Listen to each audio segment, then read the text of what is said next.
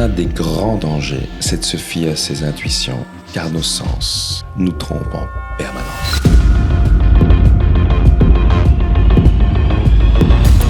C'est l'une des périodes les plus heureuses de ma vie. C'est tellement dégueulasse que le matin, quand je me lève, il y a des cucarachas qui courent partout, dans la chambre, dans la salle de bain. La pile de boîtes à pizza est aussi grande que la poubelle elle-même. Où on va quand on n'a pas de cap? Moi, j'ai envie de dire, où va-t-on quand on en a un? Ce qui est intéressant, c'est peut-être pas tant d'avoir un cap, mais surtout de ne pas se sentir otage du cap. Sans choc émotionnel important, c'est très difficile de changer l'état d'esprit. Et si t'as pas l'état d'esprit, t'as rien.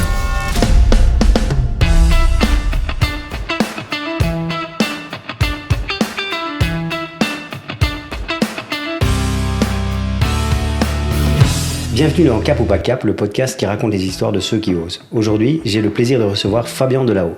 Originaire de Mons, en Belgique, Fabien est philosophe de formation, entrepreneur, auteur, formateur, conférencier et même chanteur.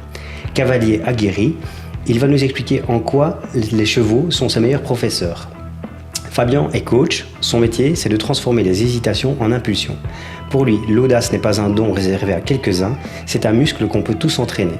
Formé au théâtre, il maîtrise l'art et pousse chacun à sortir du rang et de soi-même. Fondateur de la Eagle Academy, il accompagne des milliers d'entrepreneurs à prendre leur envol. Alors si j'ai un conseil à vous donner, c'est de vous installer bien confortablement parce que ce qui va suivre, c'est du pur caviar. Bonjour Fabien. Bonjour David. Ravi de te recevoir ici, sur le podcast de Cap ou pas Cap. Tu n'es pas n'importe qui, tu es coach en Belgique, tu as formé des milliers d'entrepreneurs. Alors le thème Cap ou pas Cap, ça doit te parler.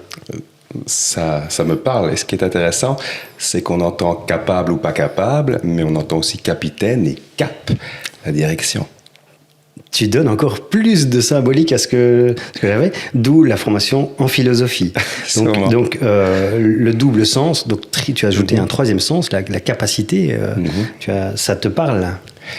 Ça me parle d'autant plus la capacité, ça sera tout de suite une digression, on remarque qu'il y a souvent une confusion des genres quand on parle de la confiance en soi. Et la confiance en soi, qui a un thème presque un marronnier, la confiance en soi est relative aux capacités. Et très souvent, quand quelqu'un te dit « je manque de confiance en moi », en réalité, il fait référence à l'estime, ce qui n'est pas la même chose. Donc oui, effectivement, le cap ou pas cap, ça me parle puisque ça va jusque-là, jusqu'aux capacités. Vous avez prévenu, ça va être du caviar. Je pense qu'il y a du niveau. Je suis un petit peu stressé parce que justement, tu vas amener tout ce niveau de philosophie et je n'ai pas ta connaissance et donc je vais être très très à l'écoute moi-même. Je vais te rassurer tout de suite, la philosophie, ça concerne tout le monde. Il ne faut pas confondre l'histoire de la philosophie et la maîtrise des systèmes des grands philosophes et simplement une approche de la vie, une approche donc du langage, plutôt de la langue, qui est le vecteur de la philosophie d'ailleurs. Mais donc ça, c'est commun à tous.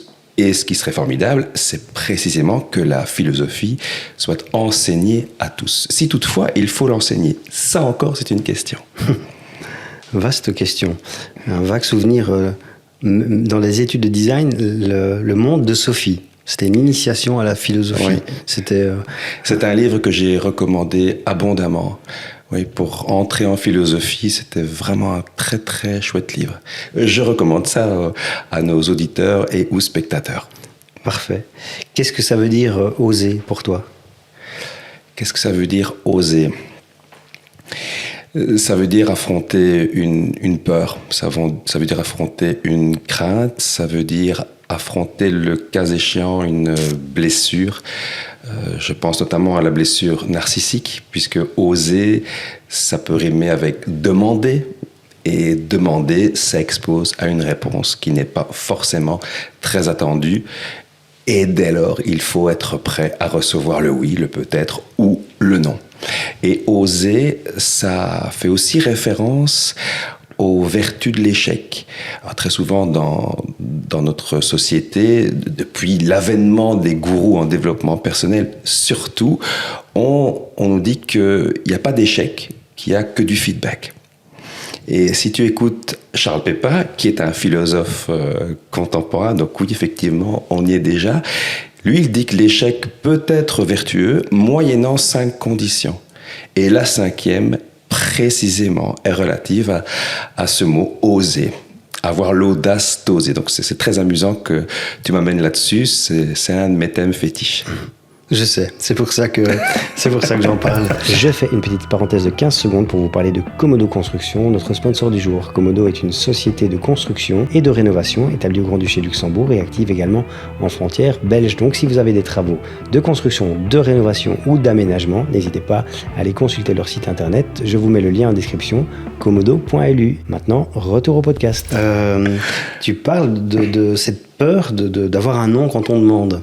Ouais. Mais si on ne demande pas, on a d'office le nom. Donc quand on demande, on ne risque rien en fait. C'est un cas que tu vas aussi retrouver chez la personne qui procrastine. Procrastiner, finalement, c'est ne pas s'exposer. Et quand je ne m'expose pas, je ne risque presque rien. Alors, effectivement, quand on ne demande pas, on n'obtient pas, ça c'est clair. Et sûrement, oser demander, c'est la loi numéro 1 du succès. Néanmoins, ça commande un certain courage. Le courage, je l'ai dit, d'être exposé à cette blessure narcissique. Imagine, tu veux séduire une femme, tu prends une veste, 2 vestes, 3 vestes. Est-ce que tu as encore envie d'y aller? Ben, c'est pas si sûr. Et je pense qu'il y a beaucoup de frustrations qui viennent de là. Alors que, et si tu me permets d'être un peu plus explicite quant aux vertus de l'échec, sinon je crains que ça laisse les personnes un peu au milieu du gué, que dit Charles Pépin précisément par rapport à ça? La première des conditions pour que l'échec soit vertueux, c'est qu'il soit considéré comme tel, qu'on le reconnaisse comme tel. Exemple, dans les grandes entreprises, quand un patron n'a pas fait son job et qu'il est viré avec un parachute doré, le message est pour le moins particulier.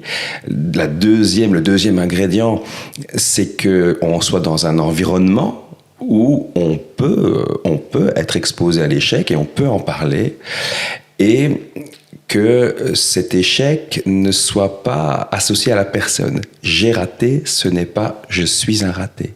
Ce n'est pas la même chose. Donc ne pas le prendre personnellement, comme on le dit habituellement suite aux accords Toltec. Et alors, la dernière des conditions, alors bien sûr, j'ai passé une condition évidente, c'est que je suis capable d'en tirer quelque chose, d'en tirer des conséquences et des leçons. Mais la dernière des conditions, c'est d'avoir eu l'audace d'oser. Et il donne un exemple que je trouve très très pertinent, qui risque de parler à tout le monde. Tu vas dans une soirée, et là, soudain, des millions de papillons arrivent dans ton ventre, grouillent dans ton ventre parce que tu es face à la personne. C'est le coup de foudre, c'est quelque chose que tu n'as jamais ressenti de toute ta vie. Il y a beaucoup de monde, t'hésites, tu y vas ou tu n'y vas pas. Puis finalement, tu n'y vas pas, en tout cas pas tout de suite. Et puis cette personne s'en va, elle disparaît. Tu n'as pas ses coordonnées, tu ne la reverras plus jamais. Non seulement tu ne pourras pas vivre ta vie avec elle, mais en outre, tu n'as pas osé. Double peine. Pour les jeunes qui nous écoutent, ça me fait penser à une chanson de Big Flo et Oli. Qui dit si seulement ils y étaient allés ou quelque chose comme ça. Je connais pas le titre, je connais cette chanson. Mais ça me fait penser à ça. Ouais, effectivement, être tétanisé, ne pas faire les choses, ne pas oser. Ouais. Je rebondis sur la question suivante, puisque cap ou pas cap, c'est double sens, triple sens maintenant grâce à toi. Où on va quand on n'a pas de cap? C'est une question très intéressante parce qu'on pourrait aussi se demander où va-t-on quand on en a un.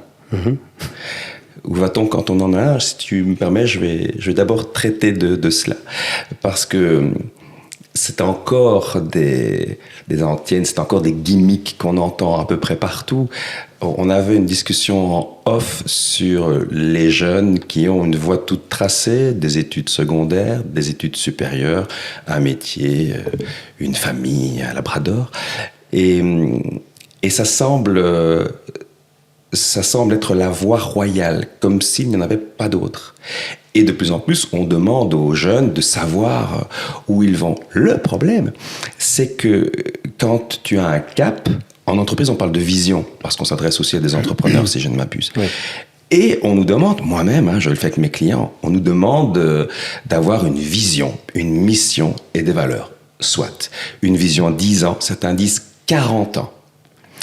Et là où pour moi, ça bloque, c'est que si tu me demandes ce que je veux manger dimanche soir, je risque fort de te dire ce que j'ai envie de manger maintenant, donc je présuppose que j'en aurai envie dimanche soir. Mais en fait, je n'en sais rien.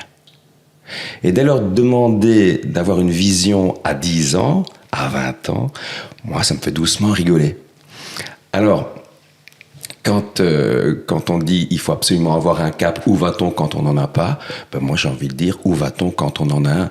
Ce qui est intéressant, c'est peut-être pas tant d'avoir un cap, c'est en tout cas de mettre de l'énergie sur la route, mais surtout de ne pas se sentir otage du cap, de ne pas se sentir otage d'une vision. Comme souvent, je l'observe chez moi notamment, je suis mon premier laboratoire, souvent on est otage de son niveau de vie. On est même otage de ses hobbies qu'on ne remet plus en question. J'ai toujours fait de la flûte à bec, pourquoi j'arrêterais de faire de la flûte à bec ? Oui, alors on est aussi otage des désirs des autres, puisque le plus souvent, et selon certains grands auteurs, je vais éviter de les citer pour ne pas brouiller les pistes, le désir, il est mimétique. Donc je vais désirer ce que l'autre désire pour avoir un regard positif de sa part, un reflet positif dans son regard. Alors qu'est-ce que je veux pour moi si mon désir est mimétique ? Première question. Et qu'est-ce que je veux pour moi comme cap ou comme vision dans le même état d'esprit ? Qui sait ? Qui sait ça ? Qui peut répondre à ça ? Alors bien sûr, on aura beau jeu de répondre a posteriori. Moi, si tu me demandes d'expliquer mon parcours a posteriori, je vais t'offrir une mariée extrêmement belle. Extrêmement belle. Si je choisis la sincérité, c'est autrement plus chaotique. Mais raconter une jolie histoire a posteriori, tout le monde peut le faire. Et d'ailleurs, on le fait en entreprise. Quand on veut revendre sa boîte, c'est extrêmement commun. Donc, est-ce qu'il faut un cap ? Oui, sans doute.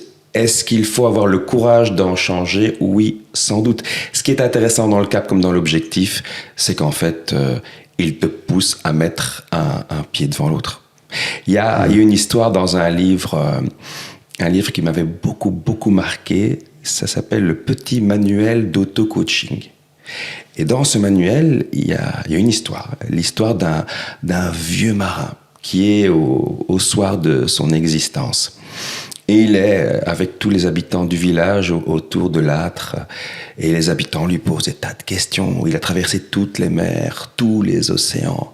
Il a vécu toutes les tempêtes. Et un petit garçon lui dit « C'était quoi le moment le plus difficile ?» Et il dit « C'est quand j'ai pris mon baluchon et que j'ai quitté la maison. » Ça me fait penser à une phrase de Jacques Brel qui dit tout le monde peut partir l'homme qui décide de partir vivre à Hong Kong, oui. C'est pas d'aller à Hong Kong qui est dur, c'est de quitter Villevorde. C'est de quitter Villevorde. C'est exactement cette histoire.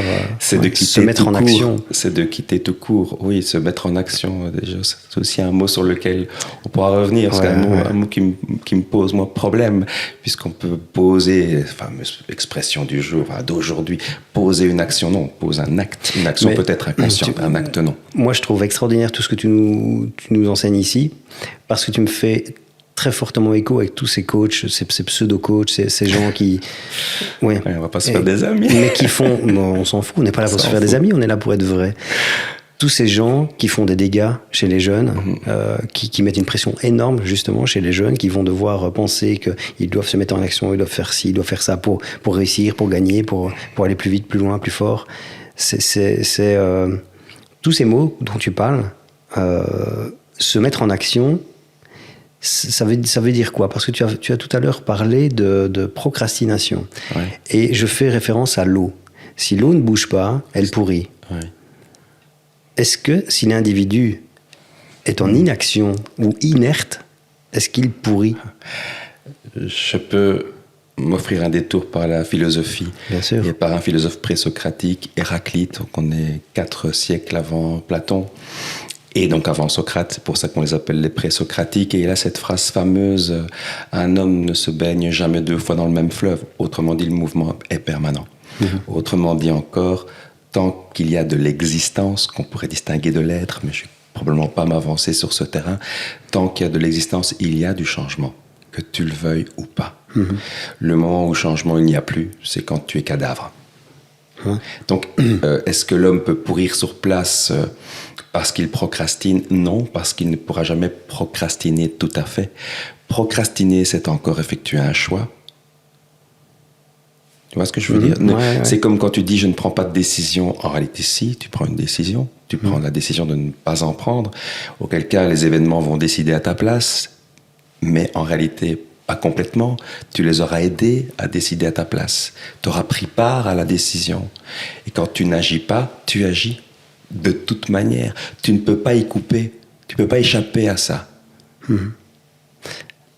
Le petit esprit qui viendrait s'inviter chez l'homme l'individu qui ne fait plus rien. Tu vois, l'esprit qui se rétracte.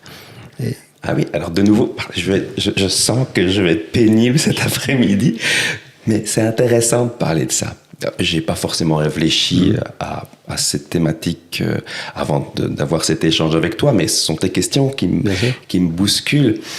Il est possible que tu agisses pour fuir quelque chose, et pour des raisons qui ne sont pas forcément très nobles ou très dignes. Alors, qu'est-ce qui est mieux? Avoir un cap ou n'en pas avoir? Procrastiner ou agir, sachant que dans les deux cas, cap il y a et action il y a. Donc, qui suis-je moi pour décider ce qui est juste? Qu'est-ce qui est juste? Ah, moi je procrastine. Et une fois de plus, c'est la phrase qui tombe comme un coup près. Ah, cette personne, elle procrastine, elle ne fera rien de sa vie. C'est très intéressant de s'y attarder. Parce qu'on est dans le faire.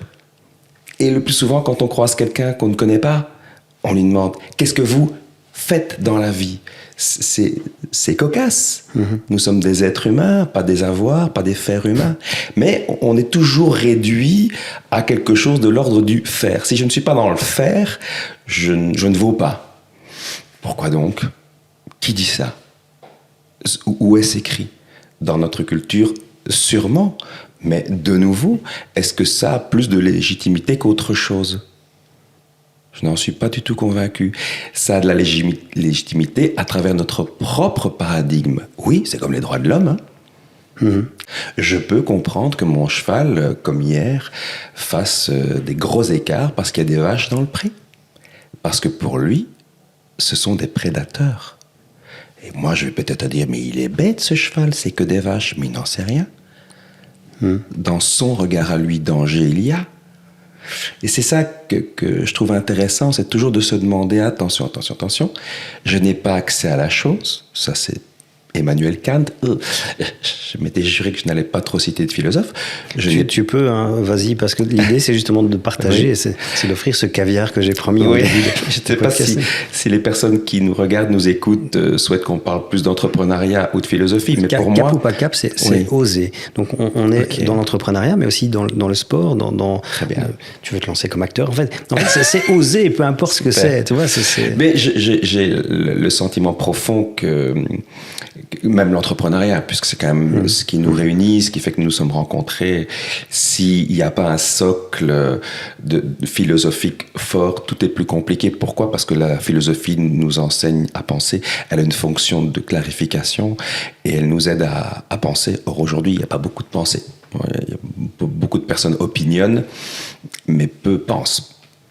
Bref, où en étais-je? Dès lors, je ne sais plus ce que j'avais commencé à développer. Kant. Oui. Pardon? Tu as parlé de Kant? Oui, Emmanuel Kant, qui dit, et je trouve ça extrêmement puissant, on n'a pas accès à la chose en soi. Donc, quand je regarde nos verres, on a accès à la perception du verre, mais on n'a pas accès au verre. Ça m'échappe. Mais tu ne peux pas saisir le réel. Tu ne saisis que ta perception du réel. Et comme nous avons tous les deux une perception différente du réel, qu'on le veuille ou pas, on est 4 dans ce studio, il y a 4 cultures différentes, il y a 4 filtres, ou 4 myriades de filtres, j'ai envie de dire, puisque ce sont 4 histoires, ce sont 4 trajectoires, et de toute évidence, nous ne voyons pas la même chose. Le pire, c'est quand nous échangeons, nous pensons que nous échangeons sur la même chose. Ouais. Et c'est là que viennent les malentendus et les conflits. On a juste en commun la langue française, puisque le spectre, longtemps, j'ai cru, jeune, que le point de vue, c'était un avis. Ouais. Et je ne sais pas pourquoi. Et c'était pas de l'endroit d'où on regarde, d'où on observe les choses. C'était vraiment qu'un avis de la pensée. En fait, c'est une conclusion. L'avis de la pensée, c'est justement de l'endroit d'où on regarde. Donc on est vraiment très très différents. Et dans la communication, mon métier, c'est, tu sais, la communication à la base, c'est très difficile de faire passer un message qui soit perçu de la même manière à tous les individus.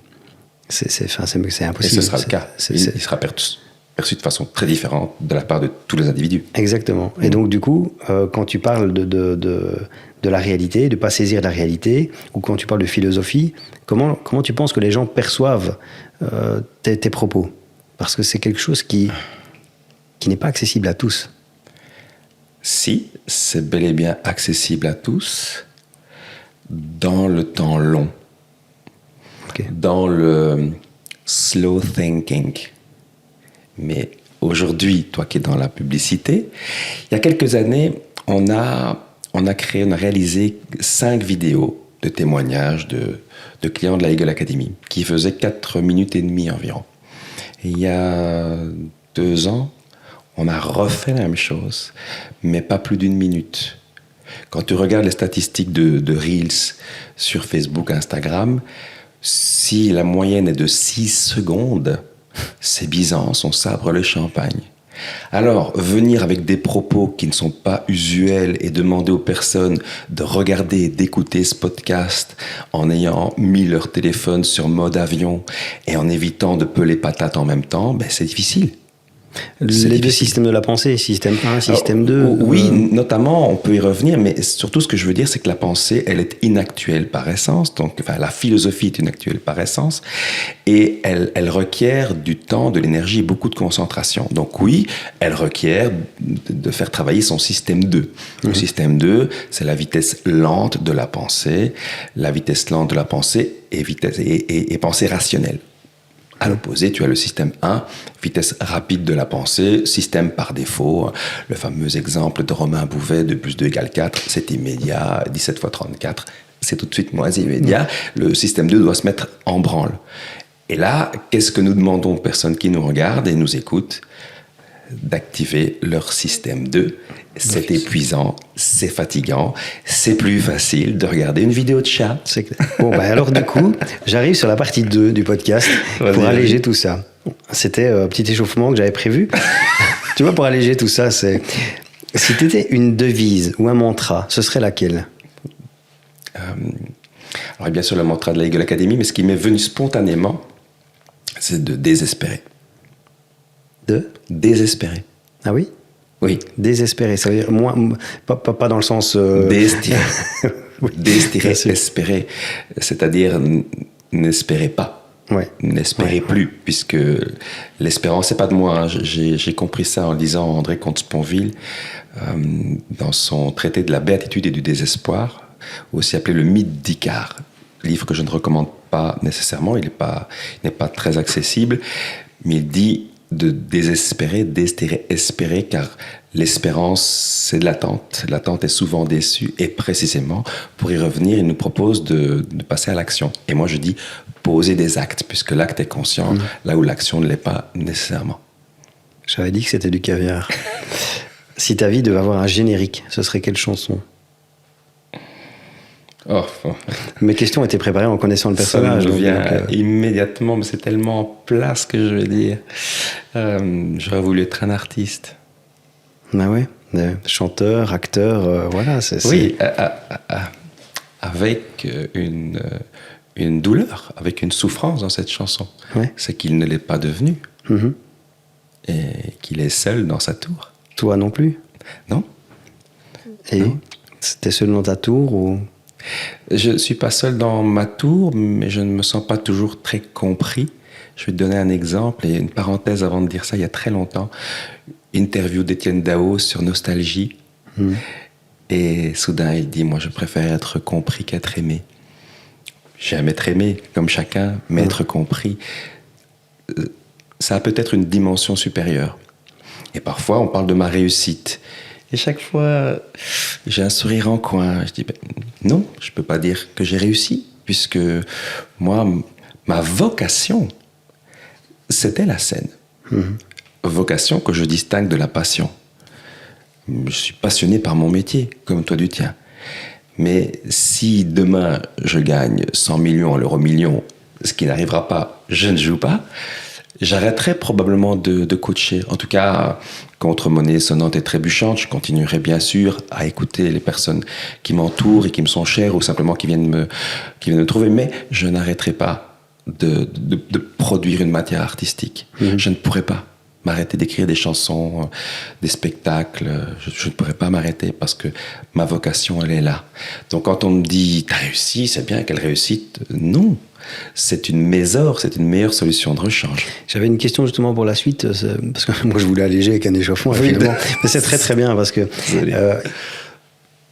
c'est quoi réussir? Parce que moi aussi on dit t'as réussi. J'adore ta question. C'est quoi réussir? Parce que quand on me dit t'as réussi, les gens ont une perception de soit le statut social ou une propre perception. On revient sur le spectre que eux-mêmes ont de moi ou de toi.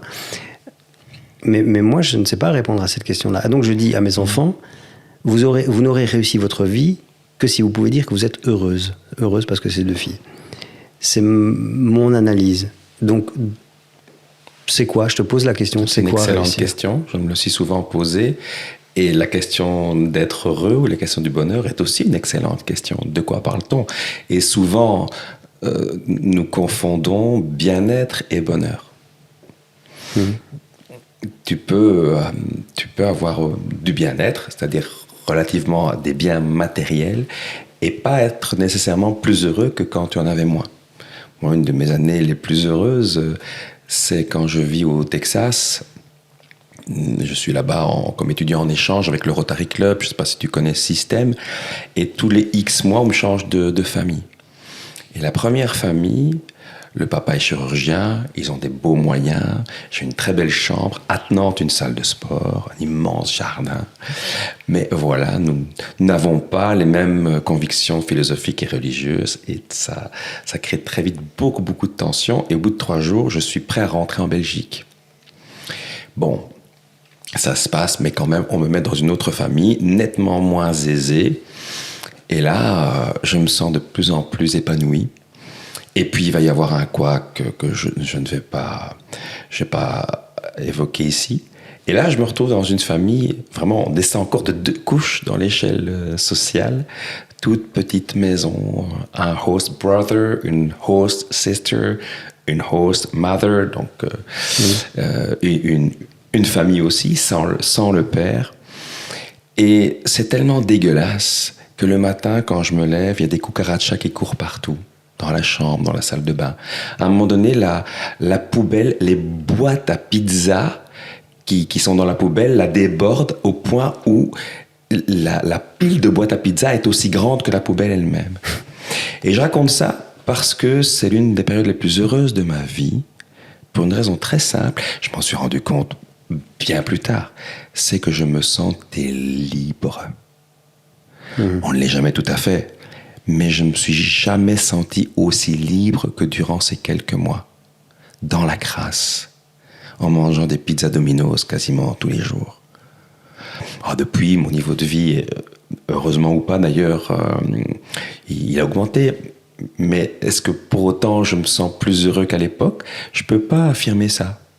Donc la liberté, c'est réussir. Enfin, réussir, c'est être libre. Ça, c'est mon filtre. Oui, bien, c'est mon filtre. Et tu sais, tout à l'heure, tu évoquais les pseudo-coachs. Il y en a beaucoup de bons, fort heureusement.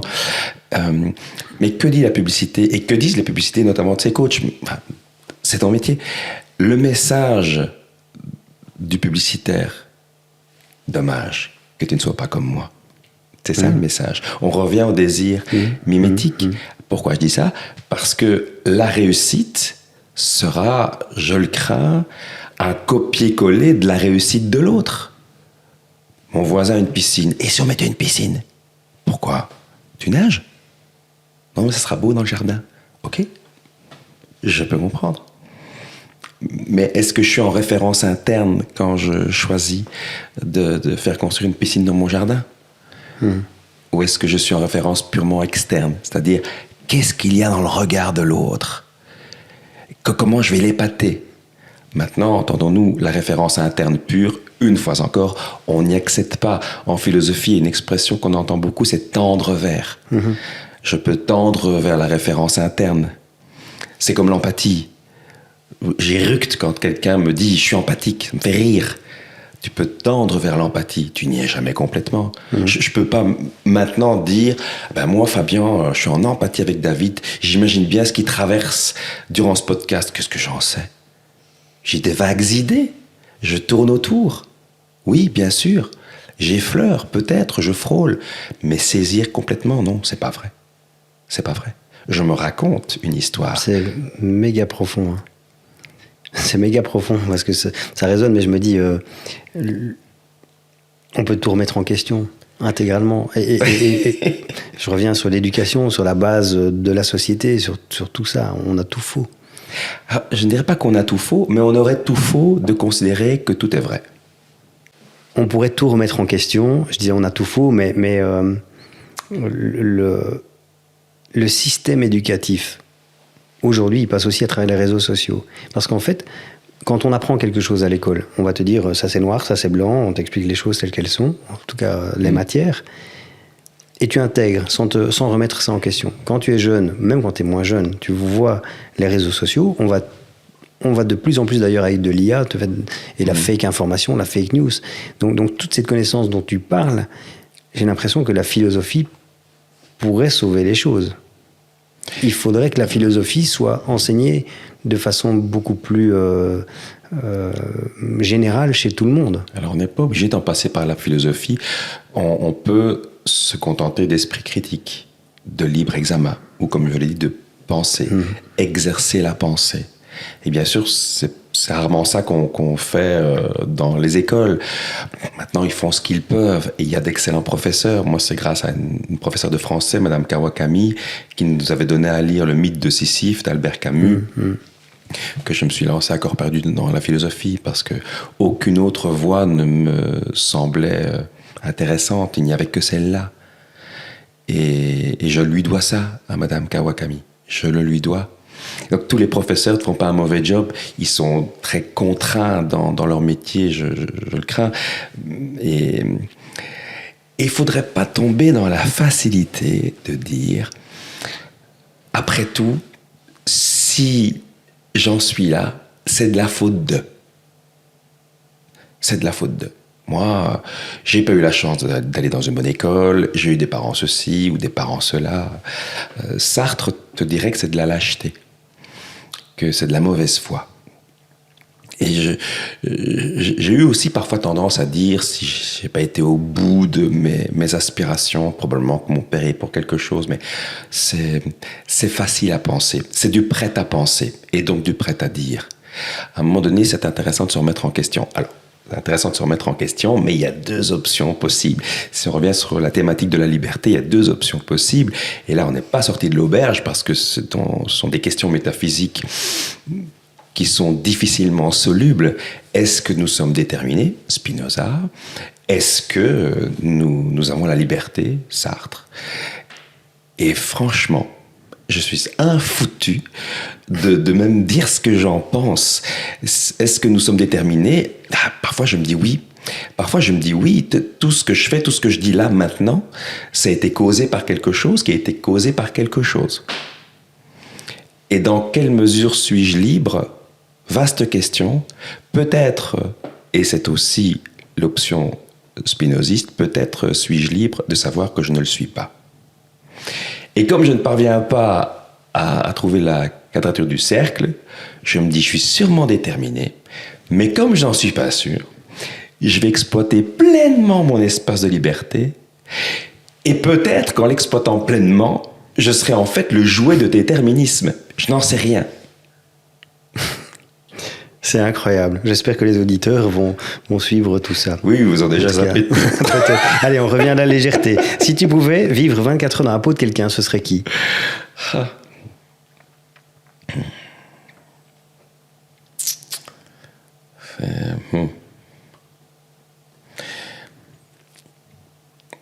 Une femme qui va accoucher. Ah tiens, c'est bien une réponse que j'aurais pas imaginée, c'est celle-là. Et Non, pourquoi? moi non plus. Oui, parce que, bon, d'abord, j'ai voulu me lancer dans le théâtre, faire du théâtre pour vivre 1000 vies. Dès l'âge de 4 ans, j'avais compris que je n'en aurais qu'une et qu'elle serait éphémère. Et quand tu joues au théâtre, tu incarnes plein de personnages, mais qu'est-ce que c'est que d'avoir la vie dans sa vie, la vie dans son ventre? Ça fait quoi? Moi qui n'ai pas d'enfant, j'en ai jamais voulu, c'est un choix. Mais ça fait quoi de porter la vie en soi? Évidemment, on pourrait dire, ça fait quoi d'être Britney Spears? Oui. Bon. Mais ça fait quoi de porter la vie? Ça, c'est intéressant. Encore une question philosophique. En tout cas, je n'y aurais jamais accès, c'est certain. C'est clair, c'est clair. Les femmes qui ont vécu ça pourront peut-être nous donner quelques indices. Peut-être. Si tu devais choisir un endroit pour tout recommencer, tu partirais où? Du ventre de ma mère. Et c'est pas tu partirais d'où? Tu partirais où? Ah, j'avais compris le d'où. Je partirais d'où, c'est-à-dire? Tu partirais où? Par exemple, si tu dis je veux tout recommencer maintenant, je veux repartir à zéro, faire quelque chose. Ah oui? Ouais. Je peux chanter? Ah oui, bien sûr. Sardou, mauvais homme. Rentrer dans le ventre de ma mère et refaire mon entrée chez les hommes. Mauvais homme, où je ne suis qu'un mauvais homme. Oui, je repartirai du ventre de ma mère, parce que je pense que j'en suis sorti d'une certaine manière qui n'était pas la plus adéquate. Eh ben, il y a du vécu, il y a des choses... Oui, je ne vais pas rentrer dans cette intimité-là, mais clairement, je pense que le départ n'était pas le meilleur. On va pas aller sur l'intimité, mais par contre, on va rentrer dans le dossier questions introspectives. Y a-t-il des moments dans ta vie où tu t'es dit, là, je dois oser franchir un cap? Est-ce que tu te souviens de moments comme ça? Plein. Tu as quelque chose en particulier qui t'a marqué ou consciemment, tu t'es dit, là, je dois oser? En toute franchise, c'est plusieurs fois par jour. Plusieurs fois par jour. Parce que, comme je viens de l'expliquer, j'ai eu très très tôt dans ma vie une forme de lucidité par rapport à la finitude. C'est aussi ça qui m'a poussé à étudier la philosophie. Alors c'est sans prétention aucune, parce que, par exemple, je ne suis pas du tout doué pour les mathématiques, les sciences, etc. Chacun son registre. Moi, le registre dans lequel je me sens le plus en confort et qui est extrêmement inconfortable, c'est le questionnement. Et quand tu te questionnes sur la vie, sur le pourquoi est-il quelque chose plutôt que rien, qui est une question de Leibniz qui est envahissante chez moi, à chaque instant, tu te dis attention. Attention, qu'est-ce que tu vas oser maintenant? Ou est-ce que tu vas te racrapoter? Et donc c'est une question qui est lancinante. Je ne peux pas dire que ça m'arrive une fois toutes les 3 lunes, c'est pas vrai. T'as ça peur? Me hante. Tu as peur? Oui, tout le temps. Ça te paralyse? Qu'est-ce qui me paralyse? La peur. Est-ce qu'elle te tétanise? Non, mais c'est l'inverse. C'est l'inverse. J'ai une jument, Kenza. J'étais persuadé qu'elle adorait le saut d'obstacle. Parce que quand je faisais du saut avec elle, elle se ruait sur les barres. Elle se ruait. Comme si elle avait l'appétit de ça. Et un jour, ma prof m'a dit, c'est possible qu'elle soit très stressée à l'idée de les sauter. Ce que je veux dire avec cette image, c'est que elle en avait peur et elle se ruait dessus. Et j'ai parfois l'impression que j'ai tellement peur que je me rue. On me dit que je suis glouton, gourmand, que je suis super actif, sous-entendu trop. Enfin bref, peu importe. Mais cette boulimie d'existence, et de nouveau je distingue l'existence de l'être, cette boulimie d'existence, elle vient bien de quelque part. Et c'est cette peur-là qui me pousse à faire des choses comme si bientôt je manquerais d'air. Et bientôt je manquerais d'air. Je sais pas de quoi on a peur. Moi, la plus grande de mes peurs, c'est la perte de mes proches. Pardon, c'est d'une trivialité absolue. Mais... Et puis la deuxième, et que je ressens déjà, je suis déjà même plus dans la peur, je suis dans une forme de résignation. C'est de se dire, en fait, je suis souvent passé à côté. Et précisément parce que j'ai pas forcément osé, ou alors j'ai osé, mais la direction n'était pas la bonne. Et puis tu peux oser te planter aussi. Mais est-ce que tu l'acceptes? Tu t'es déjà bien planté? Oh, t'as combien d'heures pour ton podcast? Heureusement, non, mais heureusement que je me suis planté. Heureusement, parce que quand je coach, j'accompagne des entrepreneurs, parfois je me dis, s'il y avait aucune égratignure dans mon parcours, comment pourrais-je les aider quand ils traversent des tempêtes? C'est comme si j'en connaissais tous les recoins, ce qui est faux bien sûr, mais oui, j'ai beaucoup morflé dans ma vie personnelle, dans ma vie professionnelle, j'ai beaucoup morflé. Maintenant, à un certain âge, on a tous traversé plusieurs fois l'enfer. C'est pas de moi, c'est de Christian Bobin. Je pense que c'est lui qui disait ça, et c'est vrai. On a tous traversé plusieurs fois l'enfer. Donc heureusement que je l'ai aussi traversé, parce que je connais un peu. J'y suis allé à coups de machette dans une forêt épaisse, et je sais ce que c'est que de s'y retrouver. Pour aider les jeunes qui nous écoutent, tu dirais quoi au Fabien qui a 20 ans aujourd'hui?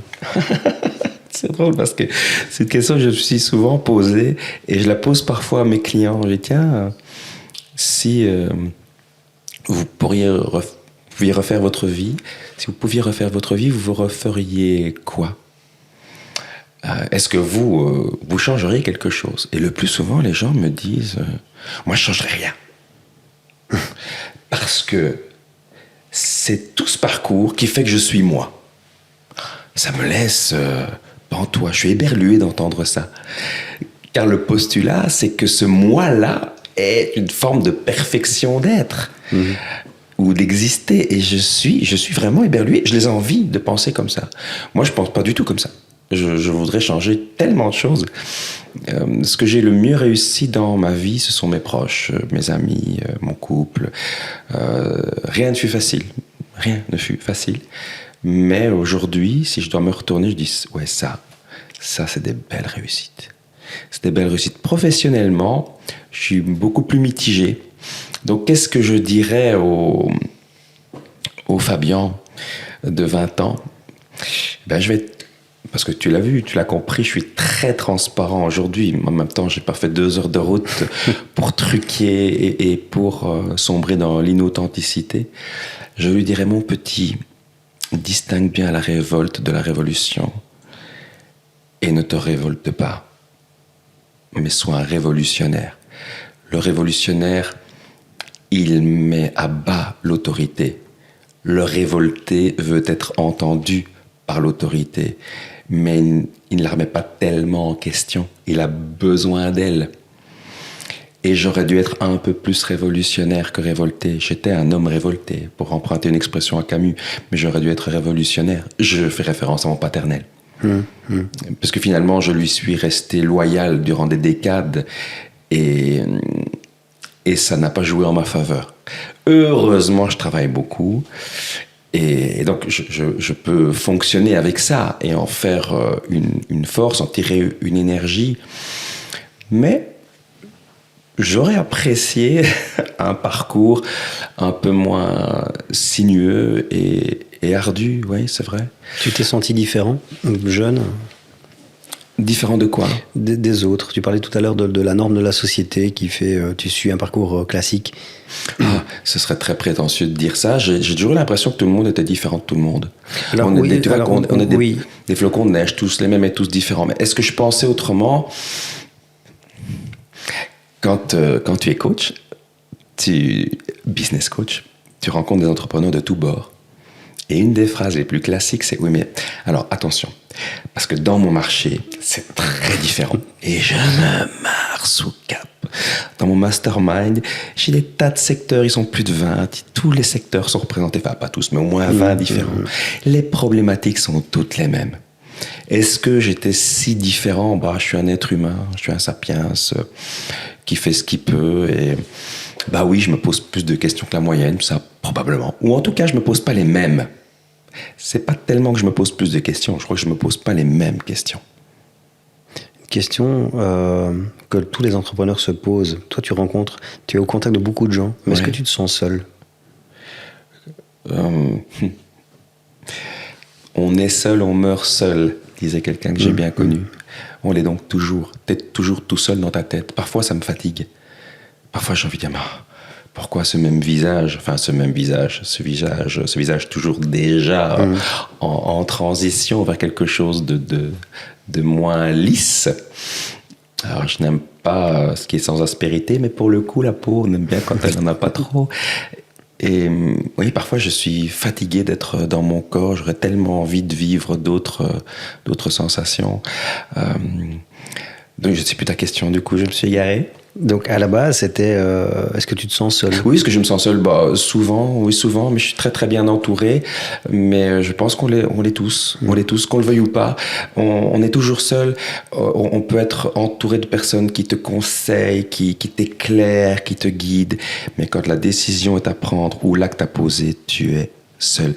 J'ai sauté à l'élastique, un de mes amis m'a offert ça pour un anniversaire il y a très longtemps. J'ai une phobie du vide, comme tu n'imagines même pas. Si, j'imagine bien pour le coup.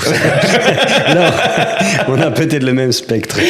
Ok, alors, j'ai mobilisé toutes mes techniques en préparation mentale pour faire face à ça. Et on a beau tout expliquer, au moment où tu te jettes dans le vide, tu es seul. Et quand nous mourrons seuls. C'est lourd, hein? Ou léger. Tu vois, que la mort soit lourde, c'était aussi un paradigme. C'est encore, en tout cas, un point de vue. C'est pas dit, est-ce que la mort, c'est lourd? Que disait Pascal Blaise? Que tout homme cherche le bonheur, même celui qui va se pendre.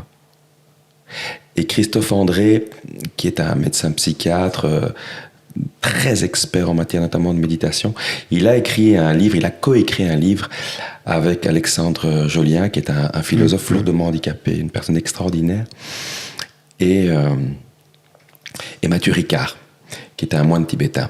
Donc ils ont écrit 2 livres, tous les 3. Et dans un des livres, Christophe André dit que la vieillesse, finalement, le délabrement du corps, ça doit nous aider aussi à accepter la mort. Et j'ai trouvé que c'était très intéressant comme approche. On revient à la vie. La mort, c'est la vie. Hein. S'il n'y a pas la mort, il n'y a pas l'urgence. Hein. C'est notre société aussi qui, dans d'autres cultures, la mort fait partie intégrante de la vie. Oui, donc ça, chez nous, elle est zappée complètement. Elle dans le déni. pas. On est dans le déni, mais ce qui fait que, justement, on est peut-être, à cause de ce déni, malheureux. Et toujours en quête de quelque chose, et de vie hyperactive. On camoufle beaucoup. Oui, c'est certain. Masque. C'est certain. Toi, Fabien, tu es le fondateur de la Eagle Academy, avec des programmes taillés sur mesure. Donc, on vous mettra les liens en commentaire sur tous les réseaux pour que les gens puissent s'intéresser à la Eagle Academy. C'est un programme extraordinaire. Tu as tout vu, tu as tout entendu de la part des entrepreneurs qui sont là. Ça vient d'où la peur, selon toi? Alors, je n'ai pas tout vu, tout entendu. J'ai entendu beaucoup, j'ai vu beaucoup. Bon, on va dire que tu as un reflet de la société. Oui, c'est vrai. J'ai entendu beaucoup, j'ai vu beaucoup au sein de la tribu des patrons de TPE et de PME wallons. Et un peu français aussi. J'aime autant préciser, tu vois, ça me semble important de soigner le périmètre et de savoir voilà, d'où je pars et surtout pas imaginer que c'est comme quand quelqu'un te dit moi j'ai le meilleur maréchal ferrant du monde, moi j'ai le meilleur ostéopathe du monde. Pourquoi j'ai envie de répondre tu les as donc tous essayés? Tu vois, quand je te disais que j'étais stressé, mes questions ont intérêt d'être précises. Non, mais elles sont très intéressantes. Mais oui, tout à fait. Elles sont très D'où vient la peur? Je n'en sais rien, mais la première réponse qui fuse, c'est que nous avons une conscience. Et même si la conscience de la finitude, on la masque autant qu'on peut, qu'elle est quelque part là, présente. C'est fou de se dire qu'on fait tout ça, de se lancer dans des projets, de transformer des rêves en projets. C'est fou qu'un être humain conscient de sa finitude se lance dans des projets comme si la mort n'existait pas. Et moi, précisément, depuis, je te l'ai dit, depuis l'âge de 4 ans, je suis très très bien aware de ça, comme dit l'autre. Et je ne peux pas y échapper. Alors, d'une certaine manière, elle est tellement exigeante qu'elle me pousse à une urgence. Tu vois, si tu étais immortel, ou pire amortel, tu n'auras pas l'exigence, tu n'auras pas l'urgence. Mais la mort, elle est implacable. Elle te dit, mon coco, c'est maintenant, c'est tout de suite, sinon ce ne sera pas. Et tu disais, qu'est-ce qu'on dit aux jeunes? Ben, on leur dit, surtout, ne vous dites jamais, je suis jeune, j'ai le temps. Alors, en plus, ça ne veut rien dire être jeune. Quelqu'un décède à 55 ans, on va dire, oh là là, il est mort jeune.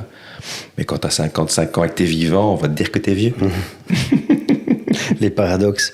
La peur, Napoléon Hill, oui. tu vois. Penser devenir riche. Oui, notamment. Il parle du diable.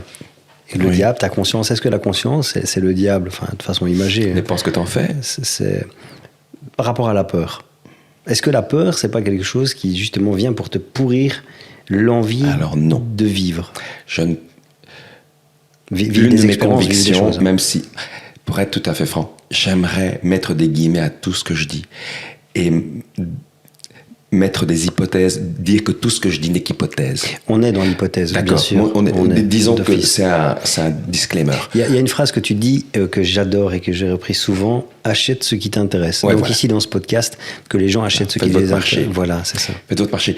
Et donc un jour un médecin psychanalyste m'a dit, toutes les émotions sont bonnes et elles ont toutes une fonction. Et clairement, la colère a une fonction. Et la peur a une fonction. Ce qui est sain, c'est d'avoir peur. Et donc celui qui n'a pas peur, il est un danger pour lui-même et peut-être aussi pour les autres. La peur, c'est sain. Maintenant, si elle est inhibante, probablement pas. Mais c'est à toi de la reconnaître et de comprendre ce que tu peux en faire. Dire je suis sans peur et sans reproche, oui, ça c'est bien pour les livres d'enfants où on parle de chevalier, mais pour nous, non. La peur inhibante, justement, toi, dans ton rôle de coach, comment tu entraînes les autres à franchir des caps? Ah oui, ok. C'est une bonne question parce que j'ai créé des programmes, des formations. Chez nous, ce sont des formations qui précisément sont structurées, conçues, construites, pensées pour ça. Ça se joue avec l'intensité. C'est-à-dire une telle intensité. J'aime cette image, je leur dis, par exemple pour Eagle Star, qui est une formation à l'art oratoire, la plupart des gens ont extrêmement peur, précisément, de prendre la parole en public. C'est une phobie très connue, une des plus répandues au monde, c'est la glossophobie. Mais ça leur arrive une fois tous les X mois, toutes les X années aussi parfois. Puis les gens ont tellement peur, ils s'arrangent pour esquiver les occasions. Et moi, je leur dis, durant Eagle Star, vous allez sauter en parachute 30 fois par jour. Et au bout de la 10e fois, vous irez en lisant votre gazette. Bon, je pousse le bouchon, bien sûr, mais c'est exactement ça qu'on fait. Donc, on met une telle intensité, ce cheval dont je te parlais qui a peur des vaches, plutôt que de passer au grand galop devant les vaches, on s'est arrêté. Ouais. On les lui a montré jusqu'au moment où il a compris qu'il n'y avait pas lieu d'avoir peur. Et on a vu dans son œil et dans son corps qu'il se décontractait. Mais on a affronté l'objet de la peur. On parlera de ton cheval, justement, après, ou de tes chevaux. juste pour rester un peu dans le thème des autres que tu accompagnes, bien sûr. Est-ce que tu vois le moment où ils franchissent un cap? Tu vois un peu cet œil qui change et j'y vais. Je viens de le vivre, puisque Eagle Star dont je parlais s'est terminé il y a 15 jours, et je l'ai vécu avec 11 personnes. Tu le vois dans une décontraction du visage, dans un regard différent, dans une façon de marcher différente, de se tenir plus droit, une voix plus ancrée. Tu vois, tu ressens. Et puis, il y a la personne qui te dit « Moi, je ne suis plus le même. Et là, j'en ai des frissons rien qu'à en parler, parce que c'est exactement pour ça que je fais ça. C'est exactement pour ça que je voulais t'inviter. C'est exactement parce que je sais ce que ça fait quand on est transformé par des gens comme toi. Le travail que tu fais, c'est valeureux pour beaucoup de gens. Et donc, je voulais que nos auditeurs puissent profiter de ça. Parce que je sais que ce qui tétanise, je sais pour l'avoir vécu, je ne le sais pas pour les autres, je le sais pour moi, c'est la confiance en soi. J'ai l'impression que ton rôle, tu vas me dire si c'est vrai ou pas, c'est d'apporter de la confiance en soi aux gens. En tout cas, de leur offrir, d'avoir accès à leurs propres ressources pour la faire naître. Michel-Ange disait, moi, je me suis contenté d'enlever la pierre autour des anges. Quelle belle métaphore du coach. Socrate, il faisait accoucher ses disciples. Sa mère était une sage-femme. Donc la maïeutique, c'est ça. La maïeutique socratique, c'est l'accouchement des idées. Je te fais réfléchir, je te pose les questions pour que tu puisses, toi, découvrir ce qui est beau, ce qui est juste, ce qui est vrai. C'est la base du coaching, ça. Pour moi, oui. Oui, le coaching, c'est que l'autre ressorte son potentiel par lui-même. Et ce n'est pas « moi, j'ai réussi en faisant comme ça », tu vas réussir en faisant comme ça. Ouais. Tu te lèves à 5 heures, tu lis pendant une demi-heure une biographie d'un grand businessman, et puis tu fais 10 pompes, et puis tu médites. Ouais, j'entends ça. Je dois changer mon programme. Ça me tétanise pour le coup. J'ai dit, mon Dieu, mais... Justement, je voudrais que tu puisses ici démystifier le terme coach. Parce que la première fois où j'ai eu affaire à un coach, pour moi, je n'y prêtais aucune légitimité. Je n'y prêtais aucune légitimité. Le terme coach, je parle. Ouais.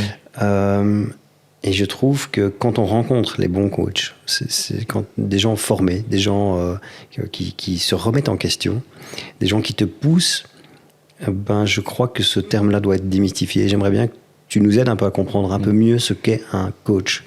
Tu sais, la question un peu ridicule, qu'est-ce qui distingue des inconnus, le bon du mauvais chasseur. Oui, mais je trouve que cette thématique-là, elle est extraordinaire, tu vois.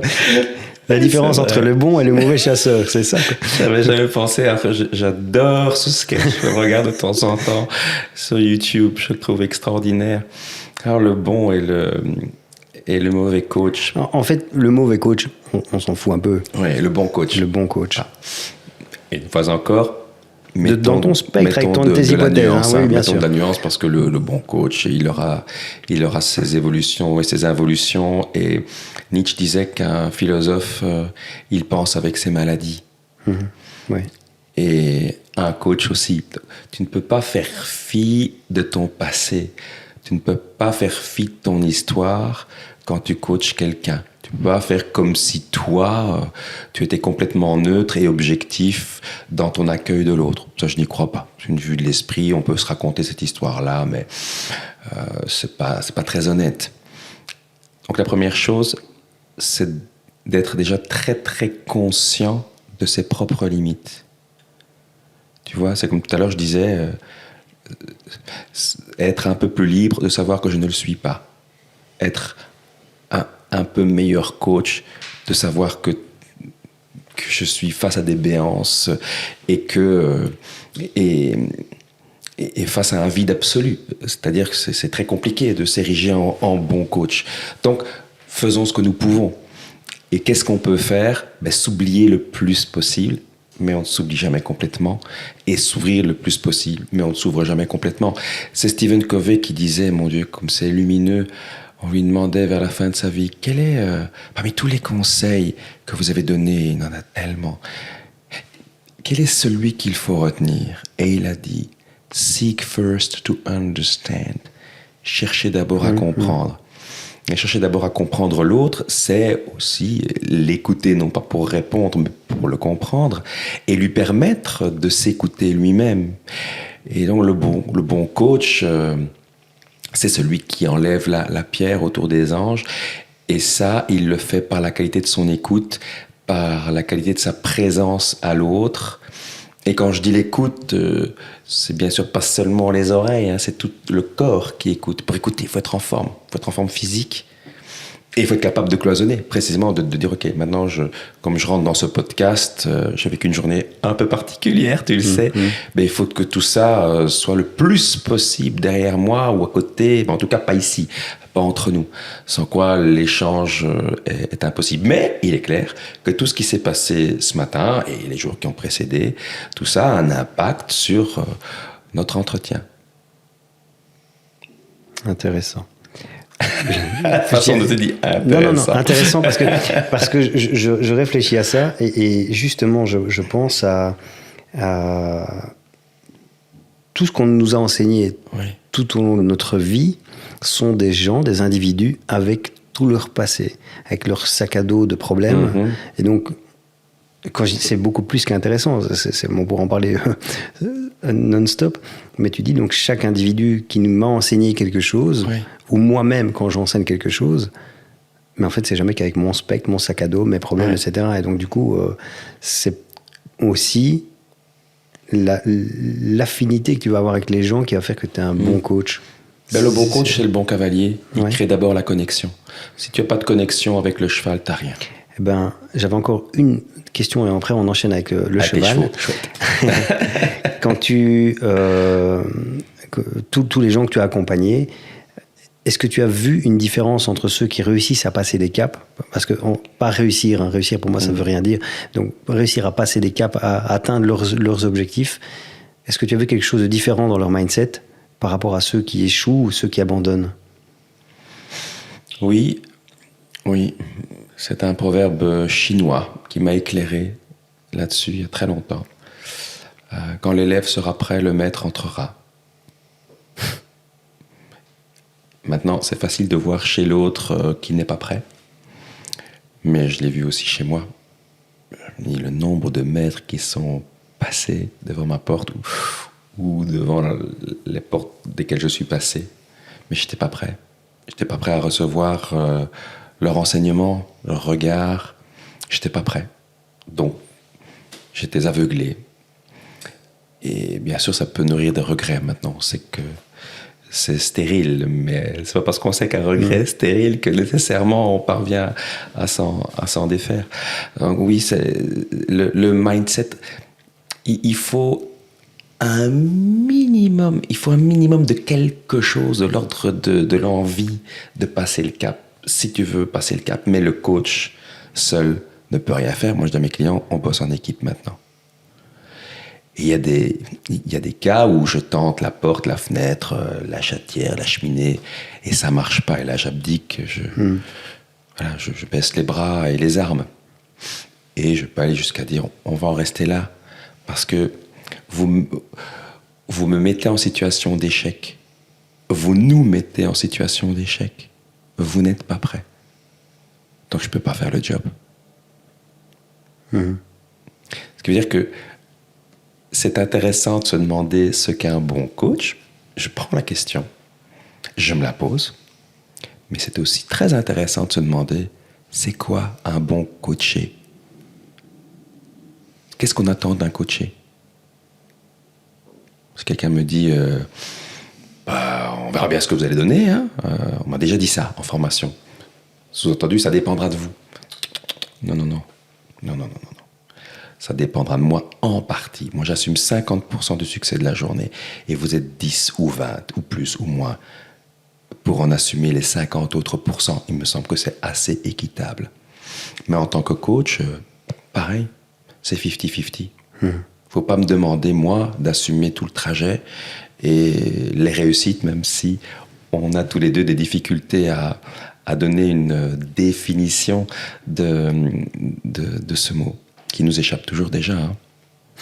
Tu as des anecdotes marquantes justement de ceux qui ont réussi à passer des caps, des choses, des belles des success stories, on va dire ça. C'est drôle parce que ce qui est intéressant quand on ne sait pas les questions qu'on va te poser, c'est qu'on ne sait pas non plus ce qui va fuser. Dans ton esprit. Oui, tout à l'heure quand j'ai dit une femme enceinte, j'étais moi-même étonné d'entendre ces mots sortir de ma bouche et pourtant c'était tellement évident.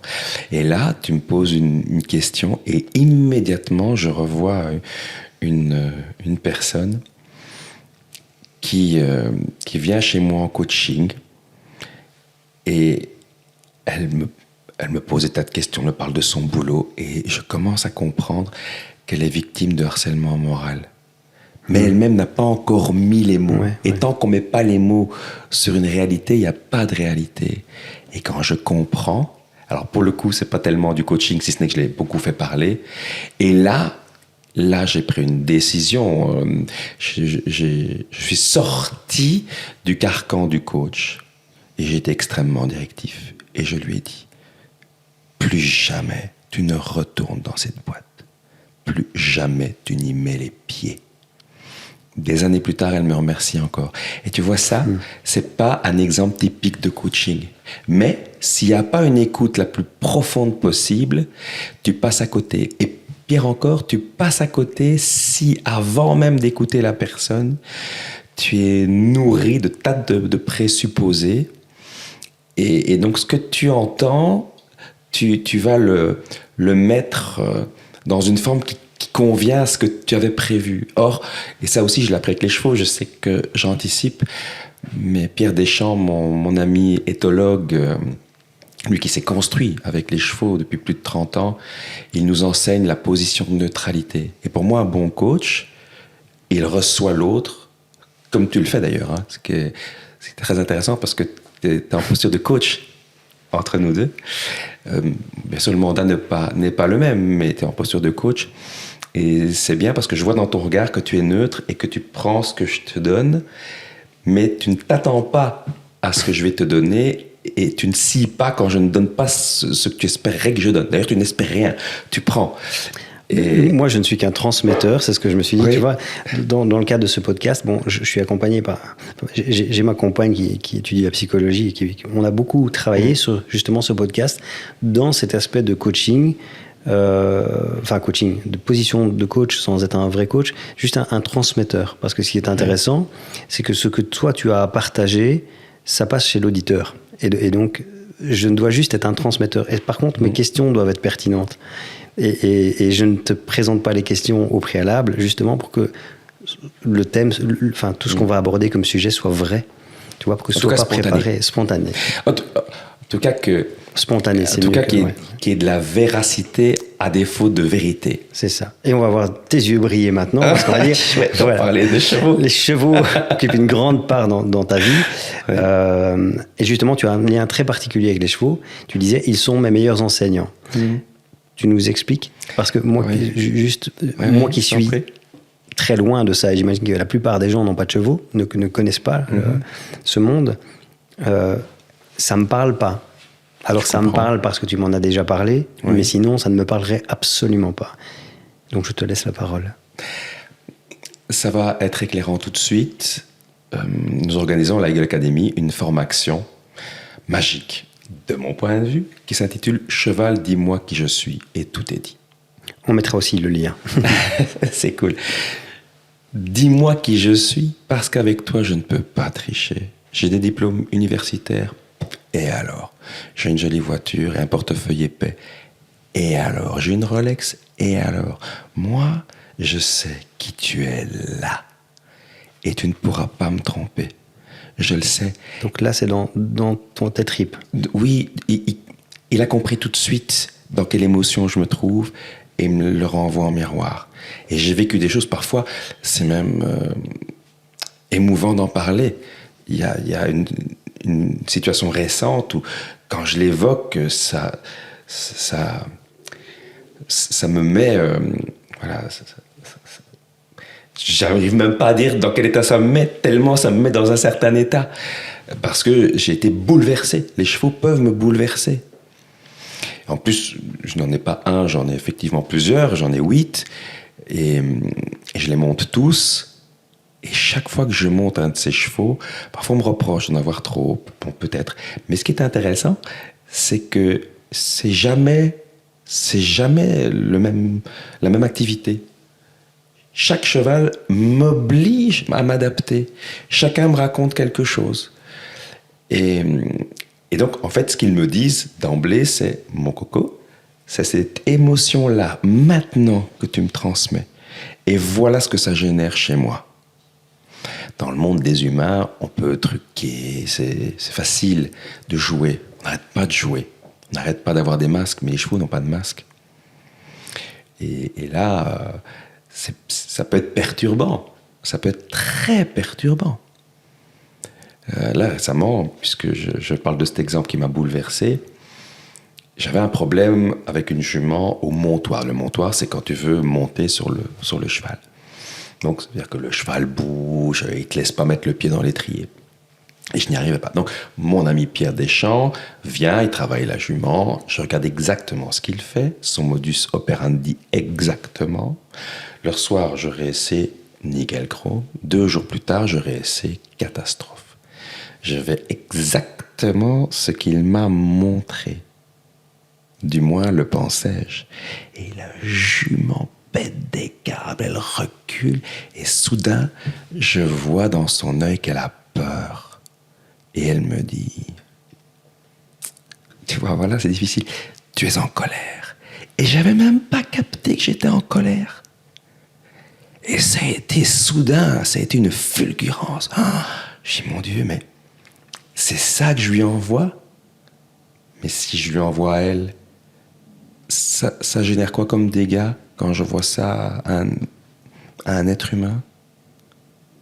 Sans m'en rendre compte, nécessairement. Et là, je ne m'en rendais pas compte. Je pensais que je faisais les choses dans l'ordre, dans le bon ordre, de la juste manière. Je n'étais pas du tout là. Les gestes, le feu intérieur, l'énergie vitale n'était pas la bonne. Et ça, on nous l'apprend très peu, mais les chevaux, ils te l'enseignent malgré toi. Voilà pourquoi ce sont des professeurs extraordinaires et d'une grande exigence, très grande exigence. C'est toi qui t'adaptes à eux? Ah oui, de toute évidence. Oh, bien sûr. On dit que les chevaux, ils ont des boutons, mais les boutons sont toujours à d'autres endroits. Et voilà, le cheval est un être vivant. Donc, d'un jour à l'autre, il sera fatalement différent. Et tu dois toujours déjà t'adapter. Comme si tu étais sur un pied en équilibre sur un ballon, tu vois, comme l'exercice qu'on fait parfois chez le kiné. Il faut se rétablir en permanence. C'est très riche.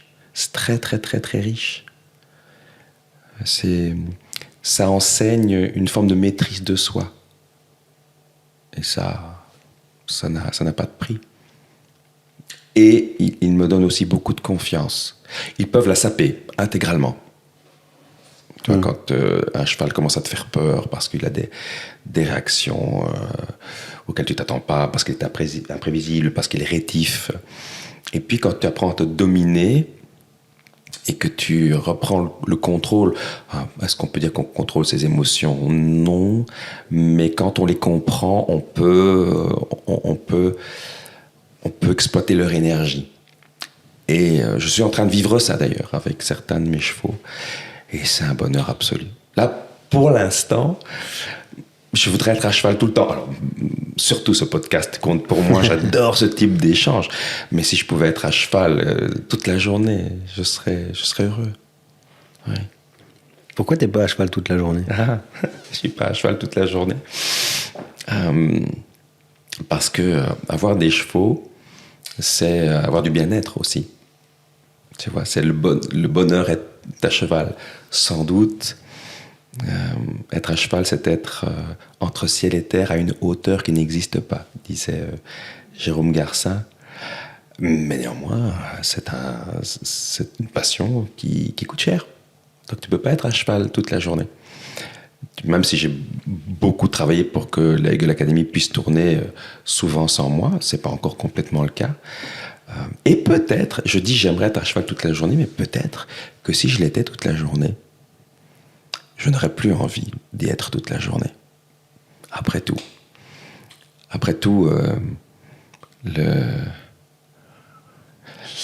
ça me fait penser à l'art oratoire. L'art oratoire, on est charismatique quand il y a du rythme. Et le rythme, ce sont les ruptures. Et les ruptures sont parfois les silences, souvent les silences. Mozart disait que la musique, c'est du silence entre les notes. Si j'étais à cheval toute la journée, qu'est-ce qu'il y aurait entre les notes? Pour quelqu'un qui n'a pas de cheval, oui. Comment est-ce qu'on peut trouver un... Le problème, c'est qu'entre ce que je raconte et ce que vivent la plupart des gens qui vont dans des manèges, on ne parle pas de la même chose en fait. Il y a un décalage, un delta extraordinaire. Alors, je pense à autre chose. Oui. Des gens qui ont un chien, qui ont un lapin, qui ont un chat, qui ont la nature à proximité, qui ont d'autres choses. On doit retrouver ce genre de choses. Alors, c'est la nature animalière. Une fois de plus, tout dépendra de ton intention. Quand tu viens à cheval, dis-moi qui je suis. Il y a certains exercices que des millions de cavaliers au même moment font à travers le monde. Sauf que si leur intention n'est pas d'aller vers une plus grande compréhension et du cheval et d'eux-mêmes et de la connexion qui peut exister entre les deux, mais si leur intention c'est de faire l'exercice parce qu'on leur a dit qu'il fallait faire tel exercice avant de monter sur un cheval, alors bien sûr, le résultat ne sera pas le même. Donc si tu es conscient que ce rapport au cheval, ça va te permettre cette plus grande compréhension et que c'est ça qui est visé, ce n'est pas la même chose que si tu te dis, bon, dans 10 minutes, je dois être en selle et dans 15 minutes, on doit être au milieu des champs. Ça n'a rien à voir. Il y a des cavaliers qui pilotent, il y a des cavaliers qui ont cette connexion, cette connaissance du cheval et qui pilotent en plus. Mais certains ne font que piloter. Ça me fait penser dans le business. Oui. Il y a ceux qui pilotent et qui vont très très vite et qui n'écoutent pas. Comme les cavaliers qui vont monter à cheval et qui ne vont pas écouter. Pas le cheval, voilà. Du coup, tu peux enseigner l'art d'écouter ce qui ne s'entend pas. L'art d'observer, je dirais. L'art d'observer. Parce que l'être humain nous envoie des tas de signaux perceptibles ou moins perceptibles et le cheval est extrêmement expressif. C'est peut-être le mammifère le plus expressif. Mais il y a des chevaux introvertis. Moi, j'en ai un très introverti. Un cheval exceptionnel qui a fait de l'opéra, du cinéma, de la télévision, tellement il est beau. Mais il est imprévisible. Et comme il est introverti, les signaux qu'il émet sont à peine perceptibles. Et là, ça exige de toi énormément, un grand talent d'observation, un don d'observation. Mais le don, c'est comme dirait Brel, le talent, c'est avoir envie de faire quelque chose. Ici, pour le coup, c'est vraiment le cas. Est-ce que je suis vraiment prêt à observer avec neutralité? J'y reviens. Il y faut cette neutralité. Il n'y a pas de procès d'intention. Et dans le monde des chevaux, l'anthropocentrisme est permanent. Moi, j'entends des choses... oui, il aime bien faire ça. Comment je sais que le cheval aime faire ça? Voilà. C'est dans sa tête. On entend des tas de choses complètement folles dans ce monde. Complètement folles. Dans l'entrepreneuriat... Oui. C'est bien que tu nous y ramènes. Oui, mais sinon, en fait, moi, je m'en éloigne. parce que mais non, mais c'est très très intéressant. Ça me fait penser à quand tu perçois en tant qu'entrepreneur certaines choses. Je parle de sensibilité. Quand tu perçois l'invisible ou quand tu anticipes quelque chose qui va arriver, ça arrive, j'imagine, à beaucoup d'entrepreneurs qui sont à l'écoute et que le monde autour de toi te dit mais non, tu te fais des idées, mais non, tu te fais des films. Ça Qu'est-ce qu'il faut faire? Ouais. Qu'est-ce qu'il faut faire? C'est vraiment une très bonne question. Parce que si j'écoute ces bruits-là, par exemple, je parle pour mon cas, si j'écoute ces bruits-là, je n'écoute plus ce que je ressens. Donc le monde m'empêche d'écouter. Et il arrive ce que j'avais senti. Je l'avais anticipé parce que je l'ai senti. Et je me dis, mince, si je m'étais écouté Enfin, si j'avais juste mis en place certaines choses que j'ai ressenties. Et en fait, le monde autour de moi m'empêche d'agir pour aller dans le sens que je ressens. Donc aujourd'hui, par exemple, je décide que quand je perçois quelque chose, je vais suivre cet instinct. C'est écouter, c'est voir, c'est percevoir les gens, le non-verbal. Tu vois, toutes ces choses-là. Le cheval t'apprend à augmenter ta sensibilité par rapport au non-verbal, par rapport à ce qui se trame. C'est une question riche qui mérite, comme toutes les réponses, une infinité de nuances dont je suis bien incapable. Un des grands dangers, c'est de se fier à ses intuitions, car nos sens nous trompent en permanence. Et ça fait plus de 2000 ans qu'on a compris ça. Et Descartes l'a très très bien illustré. Tu mets un crayon dans l'un de nos verres, tu vas le voir se briser à la surface. Pour autant, il n'est pas brisé. Mais tu as cette impression, cette perception-là, tes sens te trompent. Nos sens n'arrêtent pas de nous tromper. Et donc nos intuitions aussi.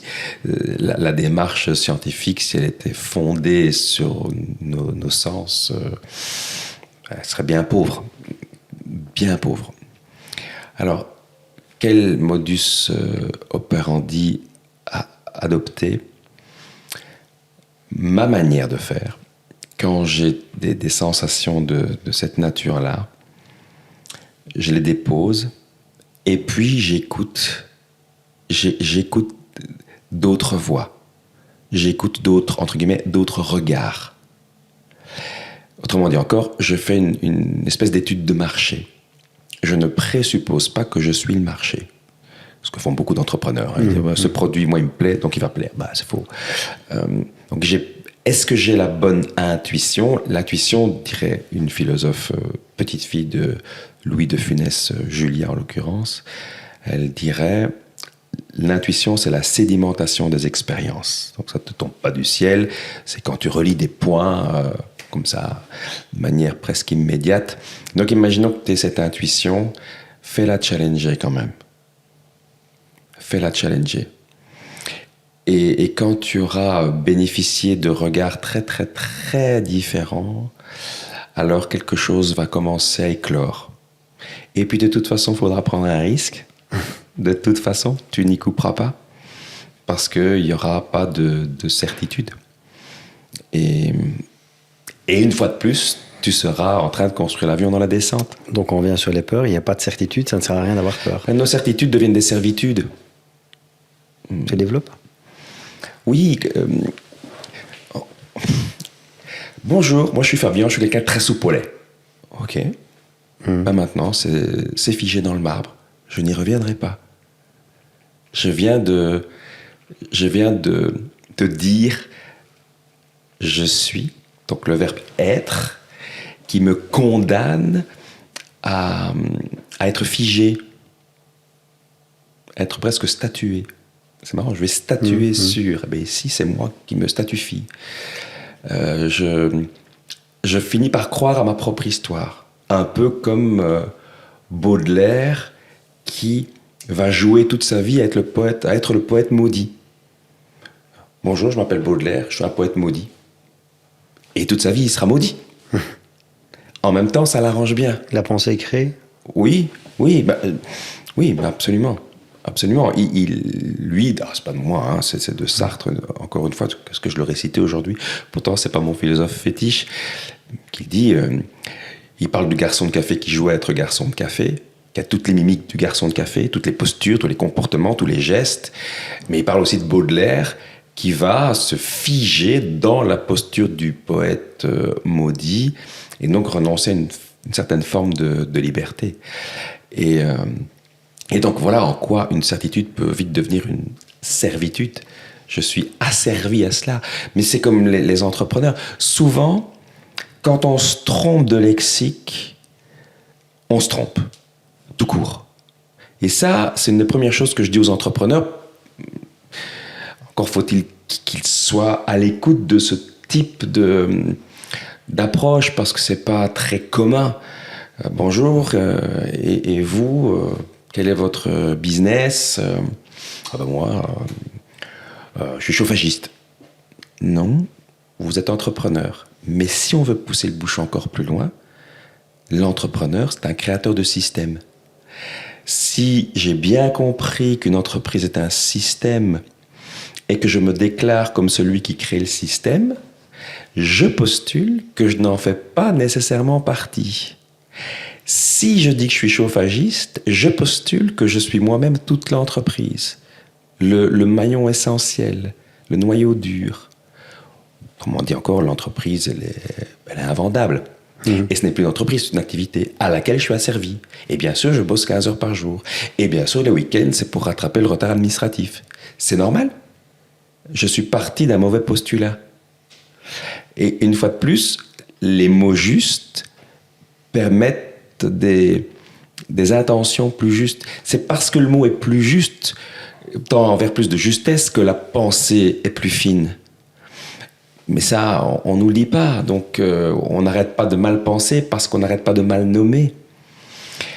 Et si tu dis « je suis », tu es déjà en train de figer. De là, le distinguo, selon Jean-Paul Sartre, entre l'être qui fige et l'exister, l'existence.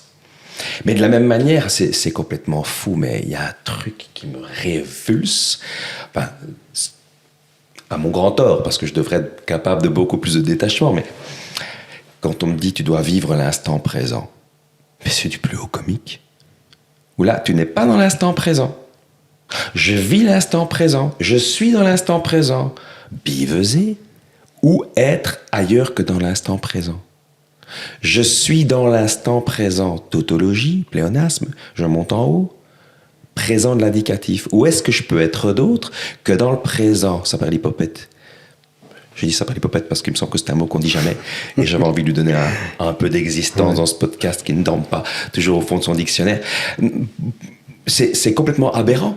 Il n'est pas dans l'instant présent. Il ne peut être que dans l'instant présent. Comment il y habite? Ça, c'est une question. Si je pense à autre chose que ce que je te dis, je suis bien dans l'instant présent, mais un instant présent au cours duquel je pense à autre chose que ce que je te dis. Voilà, je pense à mon repas du soir. Ça me fait rebondir sur la réussite. Oui. Plus tard, je serai, ou plus tard, quand je serai, ou plus tard. Donc on n'est pas tout à fait dans l'instant présent. Donc tu vis le moment présent, tu ne peux pas faire autrement, mais tu ne le vis pas. Ça a un gros lien avec le bonheur, être heureux. Alors, on va prendre un autre exemple peut-être plus accessible. Tu vas au concert et tu filmes le concert.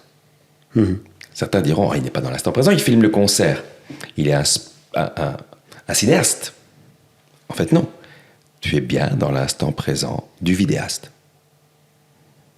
Tu es beaucoup moins spectateur du concert que vidéaste du concert, mais quelque manière que ce soit, c'est toujours déjà un instant présent. Tu ne peux pas échapper à ça. Ça a du sens que je raconte? Ça a du sens, c'est profond, et ça fait réfléchir, parce que celui qui, pour essayer de rebondir sur ton concert, faudrait qu'on puisse le mettre dans l'entrepreneuriat ou dans la vie de tous les jours. C'est la même chose. Celui qui filme, son intention, c'est de filmer, donc peut-être le repartager avec d'autres. Donc on est sur de l'ego. Regarde, je suis. Voilà. Donc J'y étais. Mais je suis quelqu'un parce que je suis là, tu vois. Enfin, donc mais c'est tout ça, c'est je me regarde existant. Je m'auto-contemple. L'ego, un ennemi de l'entrepreneur ou un ami de l'entrepreneur? Un ami. Mais ça dépend où tu le places. J'ai la chance d'être en... Non, c'est pas une chance. J'ai choisi, j'ai payé. Pourquoi je dis j'ai la chance? J'ai Éric Emmanuel Schmitt pour professeur dans un atelier d'écriture. C'est un puits de science, de gentillesse, de culture. Un homme extraordinaire de générosité. Un des auteurs français, des romanciers français les plus publiés au monde, dont tu pourrais te dire qu'il va nous considérer comme des pseudo-apprentis écrivains. Mais en fait, il est vraiment, c'est un homme extraordinaire qui dit posément les choses, à savoir, j'ai du succès. Donc, il n'est pas dans la fausse modestie, il est dans l'humilité. humilité où mousse la terre, retour à la terre, je constate ce qui est. Je constate que je suis un grand romancier publié dans le monde entier et j'ai envie de transmettre. Il est dans la transmission pure, toi qui parlais de transmission. Et parmi les mille et une pépites qu'il nous offre, il y a celle-ci, c'est mettez l'ego dans le projet. Tu vois, mettez l'ego dans le projet. On a besoin d'ego. Quand on me dit Ego is the enemy, le titre d'un bouquin, mais je ris.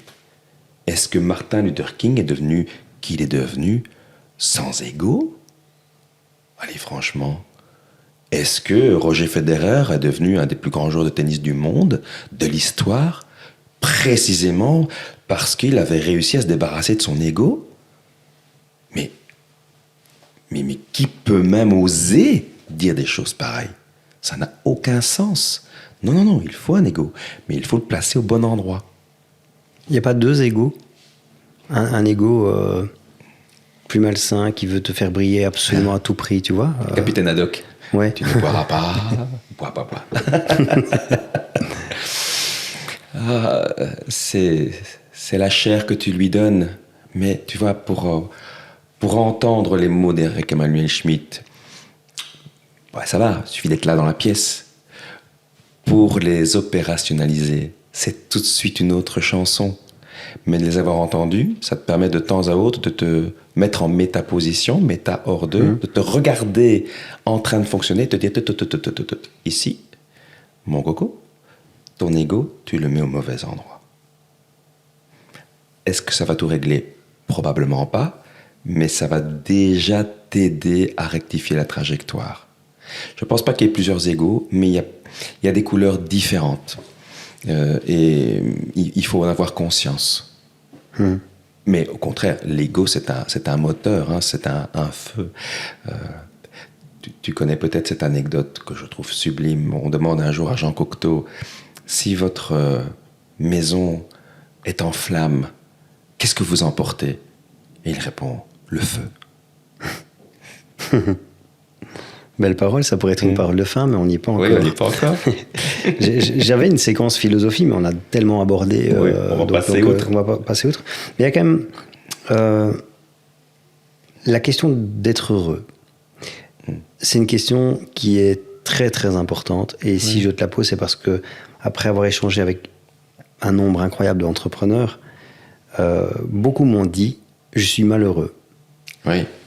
Alors, malheureux, tu as parlé tout à l'heure de manque de liberté. Cette liberté, c'est ce qui peut s'apparenter au bonheur. On en parlait tout à l'heure. L'entrepreneur a construit sa propre prison. C'est quoi, selon toi, le bonheur, ou comment est-ce qu'on est heureux? Qu'est-ce qui fait qu'on est heureux ou malheureux? D'abord, on peut élargir le champ de réflexion. L'entrepreneur construit sa prison. Tout homme est entrepreneur, en réalité. Bien sûr. Entrepreneur de sa vie. Sûr. Entreprendre, oui, c'est pas forcément une entreprise à but lucratif. Donc, est-ce que nous construisons nos prisons? Oui, oui, de toute évidence. Mais je vais radoter, avoir conscience de la prison et de ses barreaux et de ses serrures, c'est déjà nous en affranchir au moins un peu. Et en fait, quand je dis je suis pas surpris qu'ils t'aient dit qu'ils étaient malheureux, je ne suis pas surpris qu'ils le ressentent, mais je suis surpris qu'ils l'aient dit. Parce que c'est pas politiquement très correct.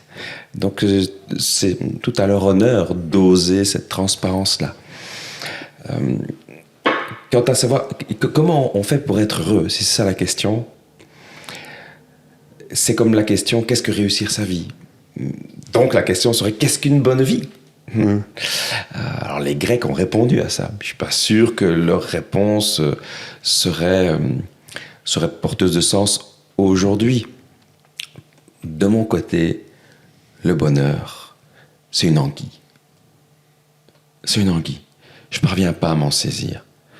Je comprends ce qu'on entend par là, comme je comprends ce qu'on entend par prince charmant. Sauf que le prince charmant, il rote, il pète et il fait caca.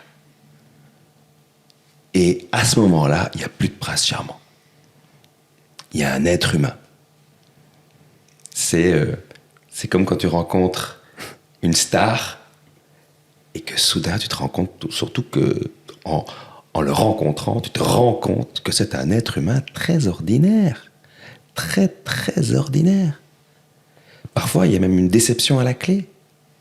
Donc, est-ce que le bonheur est un mythe? Peut-être. Moi, le bonheur, bon, je vais m'en départir. Par contre, les moments de grande joie, ceux-là, je peux les saisir. Et il y en a beaucoup. Il y en a vraiment beaucoup, beaucoup, beaucoup. Beaucoup, beaucoup, beaucoup, beaucoup.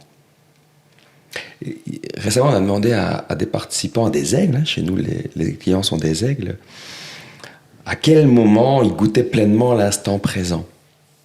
J'avoue, je ne citerai pas de nom, j'ai été effrayé des réponses. Effrayé. Et quand j'ai repris ma voiture, je me suis posé à moi-même la question. Quand est-ce que je suis bien dans l'instant? Mais en réalité, quasiment tout le temps. La question est plutôt quand est-ce que je me sens pas bien. Bon, ce matin, c'était, tu le sais, perturbé, j'ai eu des tas de mauvaises nouvelles. Donc c'est vrai que durant des heures, il n'y avait pas beaucoup de joie. En fait, il n'y en avait pas. Mais c'est déjà pas mal de se dire qu'il y a des grandes joies, je trouve. Et une fois de plus, ce qui est intéressant, c'est qu'il n'y ait pas que des joies. C'est génial de prendre un bain chaud quand tu reviens d'une balade dans le frais. On est toujours sur ce silence entre les notes. Et Nietzsche, je vais quand même enfin pouvoir le citer. C'est un de mes philosophes fétiches avec Sioran, mais Sioran vaut mieux pas le citer, ce sera moins drôle. Nietzsche, il nous propose amor fati, aimer ce qui est. De la part de quelqu'un qui n'a pas une vie très réjouissante, c'est peu de le dire. Aimer ce qui est, c'est donc aussi aimer ce que de prime abord on n'aimerait pas. En tout cas, c'est prendre tout de la vie. C'est prendre tout ce qu'elle te donne.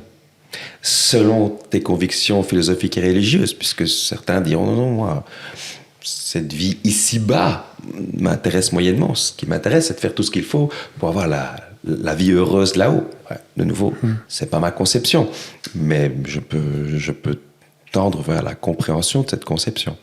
Et donc, je disais, le bonheur, bof, mais des moments de joie plus intenses, un peu moins intenses, oh oui. Oui, mais il faut pas les saisir, parce que dès que tu te dis je vais le saisir, c'est fini. C'est fini. C'est fini. C'est comme si tu te regardes en train de faire l'amour. Surtout pas faire ça. Sauf si tu veux ralentir les échanges. J'ai l'image. J'ai l'image. Mais dès que tu te regardes, donc tu peux te regarder de temps en temps, j'ai parlé de la métaposition, mais des moments, il ne faut surtout pas se regarder. On est à une époque où il y a beaucoup d'auto-célébration. Il ne faut pas se regarder, et en même temps, on est dans une société de paraître. Donc, on est obligé de s'observer, enfin, de se regarder, enfin, on est obligé. Et de se regarder étant observé, de se regarder étant regardé. Exactement. Oui. Et donc, du coup, on n'est plus dans aimer ce qui est. Si, parce que dans aimer ce qui est, c'est peut-être ça aussi. Alors, nous aussi, dans le paraître, hein, ce décor, il est choisi, on ne s'est pas habillé n'importe comment, tu as voulu être neutre, il fallait que je mette un peu de couleur, sinon j'ai tout de suite une tranche de cake, etc. Donc oui, on fait des efforts, on est des animaux sociaux. Est-ce que le paraître atteint des sommets? Peut-être, mais je ne suis pas même convaincu de ça. Je crois qu'au Moyen-Âge, le paraître, ça devait pas être mal non plus. Non, mais je pense que le paraître aide aussi à se sentir inhérent à la société. C'est ça. On te dit la Bible ne fait pas le moine. Moi, je pense que et la Bible aussi, elle fait le moine. Oui. Mais je voudrais rebondir. Tu dis, je mets des choses colorées parce que tout de suite, j'ai une tranche de cake. On est dans le paraître et dans l'estime de soi et dans ce genre de choses. On s'est fait un peu maquiller, justement, pour la même raison, pour éviter de briller. Pour éviter de briller, c'est intéressant. Merci pour le maquillage. Mais pour revenir à ça, tu dis tranche de cake. Moi, je voudrais faire parce qu'on est dans ce paraître, dans la beauté absolue, etc. J'ai récemment eu l'occasion de discuter. Je parlais de ma grand-mère. Ma grand-mère est probablement une des personnes les plus laides qui existaient dans ma vie. C'était pas une belle femme. En plus, elle était vieille, très, très ridée, etc. Mais c'est probablement la plus belle qui était dans ma vie. Et c'est Roman Fressinet, un humoriste, qui dit dans un de ses sketchs, qui a qui a compté dans l'histoire grâce à sa beauté. Et en fait, les gens ne comptent pas par leur beauté, donc on ne compte pas par le paraître, donc on compte pour autre chose. Et cette autre chose, c'est quoi ? C'est le faire. C'est l'action qu'on va mener, c'est la beauté de la personne à l'intérieur, c'est aimer ce qui est. Enfin, c'est des questions. Franchement, la philosophie. Beauté, c'est un talent. Là, la beauté, c'est un talent. Brad Pitt, il a le talent d'être beau, même à 60 ans. Eh ben, c'est marrant parce que justement, il prenait l'exemple de Brad Pitt. Il y a quelqu'un dans la salle qui dit Brad Pitt, et l'autre, il lui dit qui a marqué l'histoire, frérot, il lui dit. Et en fait, c'est ça, on ne parle pas de la beauté. Donc, il a marqué. Frérot. Par son. Ça, c'est l'expression du gars jeune. Moi non plus, je vois Frère. Non, on est plus dans le bourrinage. Comme si c'était tous francs-maçons. Je ne supporte pas cette expression. On est plus dans le bourrinage. Mais enfin, tout ça pour dire que Qui marque l'histoire ? Je leur pose la question à ton humoriste. Qui a marqué l'histoire ? Il faudra que je l'invite sur le podcast. Mais je serais très intéressé de savoir. Socrate, Jésus, Ça, qui c'est marque sûr. l'histoire ? C'est sûr, des gens qui... On n'est même pas sûr. Socrate n'a rien voulu écrire parce qu'il ne voulait pas figer sa pensée. C'est Platon qui écrit à son pour lui, sujet. oui. Imaginons que Christophe qui nous regarde, tout à l'heure, il dit ça, je vais réécrire le dialogue entre David et Fabien. Tu crois que ça va être rigolo. à la virgule ? Pas du tout. Et il va y mettre toute sa vie à lui. Qu'est-ce qu'on sait de Socrate, si ce n'est ce que Platon nous en raconte ? C'est pas grand-chose. Martin Luther King, grand homme, oui, de l'époque contemporaine, mais c'est pas pour tout le monde. Brad Pitt, il marque une certaine histoire. Donc, de nouveau, marquer l'histoire, mais c'est quoi cette expression ? Où elle commence l'histoire ? Où elle finit ? À quoi je peux voir que quelqu'un l'a marqué, a mis son empreinte dedans ? Qui est-il pour dire ça ? C'est intéressant. Qui est-il pour décréter Brad Pitt ne marque pas l'histoire ? Ok, ben dis-nous qui la marque. Sans compter qu'il y a des personnes... Ta grand-mère, elle a marqué ton histoire. Son histoire, ouais. Enfin, sa propre histoire, ouais. Oui, mais ça marque la tienne. Bon, cet humoriste, il ne connaît pas l'histoire de ta grand-mère. Il n'est pas impacté. Donc, marquer l'histoire. Étonnant. Moi, ma mère, elle marque mon histoire. Mon père aussi, autrement. Et donc, tu vois, c'est toutes ces expressions qu'on utilise à tort, à travers. Et moi-même, depuis qu'on a commencé ce podcast, j'arrête pas d'en utiliser. Et je me dis, mon Dieu, mais pourquoi je dis ça ? Parce qu'on tente de saisir quelque chose, mais finalement, tout est anguille. Hein. Je disais, le bonheur, c'est une anguille, mais j'ai l'impression que dès que je me concentre sur un concept, il m'échappe. Ce podcast est assez intriguant parce qu'on part... Enfin, c'est toi qui as insisté au départ que je nomme le fait que tu sois formé en philosophie. Et c'est un peu conduit le podcast malgré moi parce que j'ai préparé des questions sur la philosophie, j'ai fait une fiche et finalement j'ai pas eu besoin d'utiliser les questions parce qu'on est parti là-dessus. Donc du coup, ça lui a donné un tout autre sens que ce que j'avais imaginé. Moi, pareil. J'imaginais pas du tout qu'on est voilà. à ce point sur ce terrain. Juste le cap... Est-ce que quand on fixe un cap, c'est une volonté ou une illusion ? Tu en parlais tout à l'heure, avoir un cap ou ne pas en avoir. Est-ce qu'on... C'est du mimétisme. Oui. Est-ce qu'on subit tout ça ? Est-ce que justement on ne se donne pas l'impression de choisir un cap, de choisir des choses et qu'on se met une pression énorme pour au final pas forcément marquer l'histoire, marquer un peu quelque chose. Mais bon, si demain toi ou moi on n'existe plus, le monde continue à tourner, donc ça ne change pas grand-chose. Quel est le... Est-ce qu'on subit tout ça ? Ce qui est intéressant, c'est effectivement, on subit beaucoup et on se donne l'illusion du contrôle. Quand je me fixe un cap, je me donne l'illusion de ce contrôle-là. Mais je me permets de rappeler que ne pas avoir de cap, c'est encore en avoir un.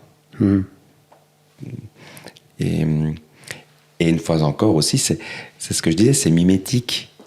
Puisque autour de nous, il est clamé que chacun doit avoir une vision, des objectifs smart, un cap. Et merde, moi j'en ai pas. Il faut que j'en trouve un. On en parlait avec, si je peux m'exprimer au sujet de ta fille, on en parlait en off.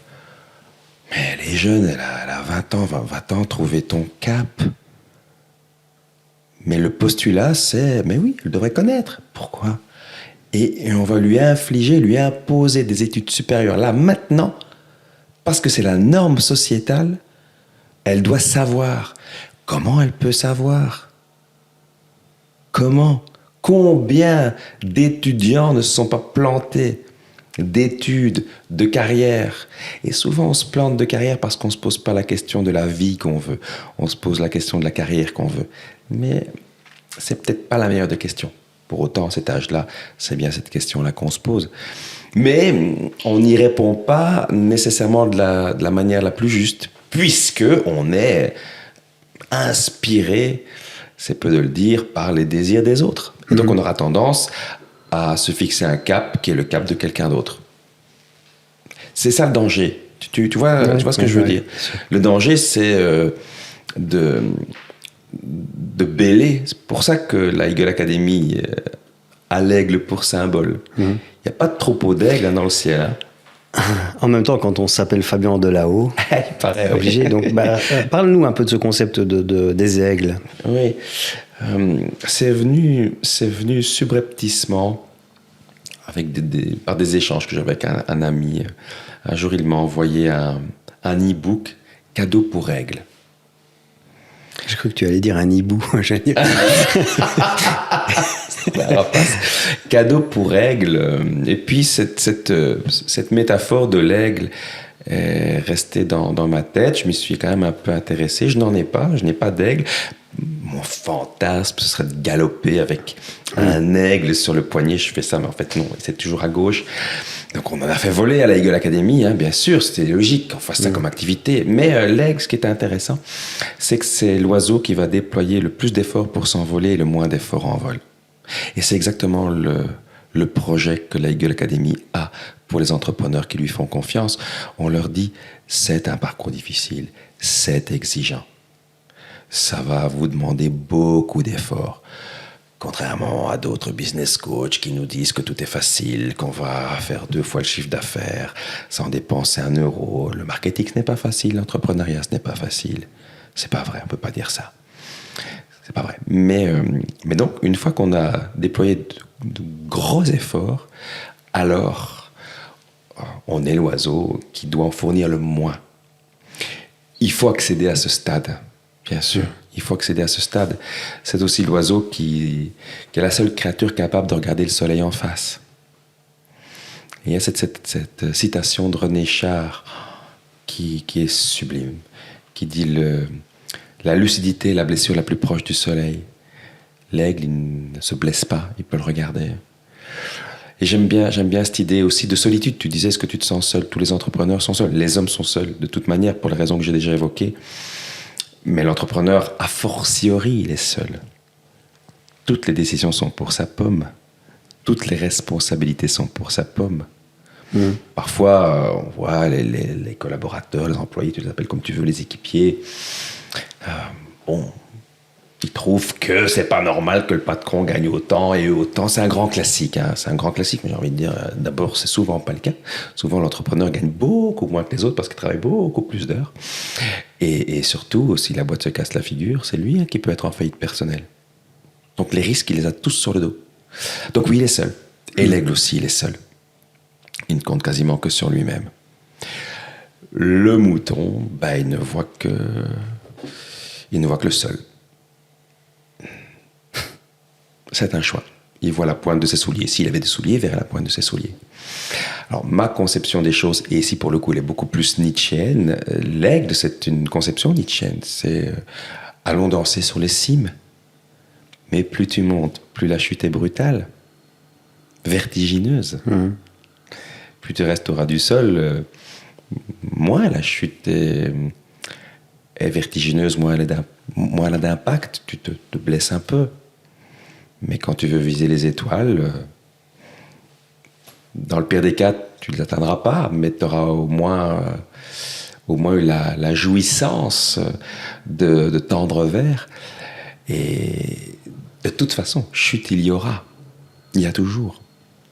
C'est pour ça que La chute doit elle-même être vécue avec intensité. Ça, c'est un maître mot qu'on n'a pas dit aujourd'hui. Intensité. Si le bonheur existe et qu'il est composé de quelques ingrédients de ce soir, je dirais, il y a donc l'ingrédient de l'intensité. Une intensité, même quand tu te reposes, une intensité dans le repos, une intensité dans la poignée de main, dans le regard que tu m'offres maintenant, une intensité dans l'être là. Mm-hmm.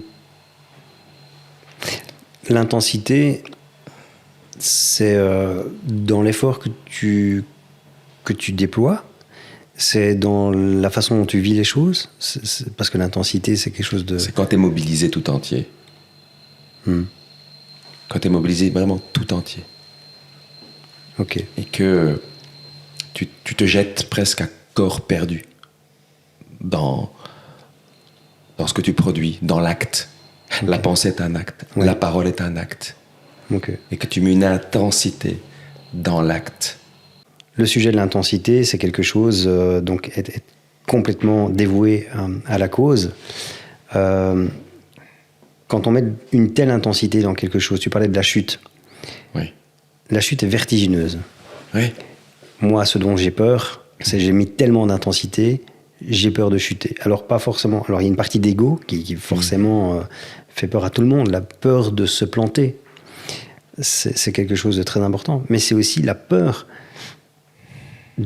d'avoir donné tellement d'efforts pour créer quelque chose que tout s'écroule, que tout s'effondre, au-delà de l'ego. Tout s'écroule et tout s'effondre. Ouais, d'office. Mais c'est pour revenir sur le sujet de la peur. Tu as bâti des châteaux de sable à la mer ? Oui. Tout est dit. Donc nous sommes que des constructeurs de châteaux de sable. Oui, mais bien sûr. Quand quelqu'un me dit, pour revenir à cette réflexion sur la réussite, dérivons vers la construction. Je vais divorcer, on va vendre la maison, tout ce que j'ai construit s'effondre. À quoi je réponds ? Ce que tu construis, c'est maintenant. C'est même pas une fugacité. Ça peut même pas être fugitif. Fugitif, ce sera encore trop. Alors, la vie, c'est pas une construction comme des briques qu'on met les unes sur les autres avec du ciment. C'est pas ça. C'est une brique qu'on pose et puis on en met une autre parce que la première a disparu. Donc la construction, c'est la construction de soi-même. Oui, c'est pas toujours la construction la moins tordue d'ailleurs. On peut se tordre vers la lumière. En tout cas, qu'est-ce qu'on construit si ce n'est un château de sable qui se voit dissoudre dans la mer en un éclair. On n'a même pas, nous, le temps de construire le château de sable. Le château de sable, tu peux encore le photographier. T'as le temps. Mais nous, on n'a pas ce temps-là. Et c'est pas grave. Ce qui est jouissif, étant auteur, interprète, chanteur, tu sais, ce qui me fait le plus jouir dans l'acte de création, c'est justement l'acte de création. C'est quand je vois cet écran blanc, jadis on aurait dit la page blanche, l'écran blanc, et puis le texte, et puis les idées de mélodie, et puis les accords, et puis une première séance en studio, et puis les harmonies, et puis la voix, et puis les voix. Et enfin, tu as une chanson. Et dès après, c'est un peu moins intéressant. Tu as atteint l'objectif. Oui, voilà, l'objet est beau, il est réalisé. Tu vas l'écouter quelques fois et tu as très envie de repartir dans le processus. Le processus, mais ça m'est personnel, m'excite beaucoup plus. Préparer un spectacle, préparer un concert. Mais le bonheur, là pour le coup j'emploie le mot bonheur, les grandes joies, devrais-je dire, des mois et des mois de répétition avec des gens fabuleux qui ont un talent hors norme. À tel point, pour le dernier concert que j'ai organisé, je me suis dit la veille, si je chante pas demain, c'est pas grave. Tellement c'était La joie de créer, Oui. et de préparer tout ça. Oui, la joie intérieure. jouissance au fil des ouais. mois, une vraie jouissance. Joie, jouissance. Oui, Jouir de la vie. Ça m'apporte beaucoup, oui. On va arriver à la fin de ce podcast. C'était vraiment pépite, comme j'ai dit au début. On est parti dans un On verra dans les totalement commentaires. différent. Oui, après, chacun achètera ce qui l'intéresse. Ouais. Il y a juste une phrase que je voudrais, pour clôturer. Il y a une phrase que tu dis souvent et qui a un lien avec les aigles. Ton attitude Et ton aptitude. détermine ton altitude. Ouais. C'est une phrase que j'utilise énormément parce qu'elle m'aide beaucoup dans la vie. Donc, tu en retires quoi de cet état d'esprit? Parce que c'est vraiment un état d'esprit. J'en retire que l'aptitude, tu l'acquiers et c'est relativement facile à acquérir. J'ai un ami qui fait partie d'un des plus grands groupes automobiles belges. Il dirige plusieurs concessions, fait partie du comité de direction. Alors il me dit, quand je dois embaucher un mécano, j'embauche quelqu'un qui a fait des études de mécanique. Ça va de soi. Parce que j'ai besoin de ces capacités-là, de ces aptitudes-là. Mais dans d'autres domaines, à l'accueil par exemple, la personne dont il m'a le plus parlé, c'était une esthéticienne. Pas parce qu'elle a les bonnes aptitudes, elle a appris l'esthétique, mais parce qu'elle fait preuve de la bonne attitude. Et autant tu pourras apprendre à quelqu'un qui est normalement constitué à démonter un moteur, à changer une roue, autant transformer une attitude, je parle d'attitude mentale, là, il faut y aller. Et en général, sans choc émotionnel important, enfin un choc c'est fatalement important, c'est très difficile de changer l'état d'esprit. Mais si tu n'as pas l'état d'esprit, tu n'as rien. Avant, je pensais que c'était 80% du succès, mais c'est pas vrai. C'est 99 au bas mot, juste pour dire. Parce que si tu as le bon état d'esprit, tu as aussi le bon état d'esprit qui te permet d'aller conquérir les aptitudes nécessaires. Mais si tu l'as pas, non. Et cet état d'esprit, comment il se nourrit? Ça pourrait être une question subsidiaire. J'ai beaucoup cherché. J'ai trouvé pour moi. J'ai pas trouvé pour les autres nécessairement. Mais j'ai trouvé pour moi. C'est la capillarité qui me permet d'entretenir la bonne attitude. C'est-à-dire fréquenter des personnes qui ont l'attitude que j'ai envie moi-même d'adopter. On est les moyennes des 5 personnes qu'on côtoie le plus. Voilà, Jim Rohn. Un dernier mot pour Cap ou pas Cap. Un mot. Qu'est-ce que tu as envie de dire à nos auditeurs? Aimer. Merci Fabien. Merci David. Je vous rappelle donc que Fabien est fondateur de la Eagle Academy et on vous mettra tous les liens sur nos réseaux de sa formation, de ses formations et de tout ce qu'il a à vous enseigner et à nous enseigner à tous. Merci Fabien pour ta présence et pour ce super partage. C'est un plaisir. Voilà, c'est déjà la fin de ce podcast. Merci de nous avoir écoutés jusqu'au bout. Si ça vous a plu, n'hésitez pas à vous abonner, à mettre un petit like et à partager autour de vous. Ça nous aide énormément. On a plein d'autres projets en préparation, donc restez connectés et nous, on vous dit à très bientôt.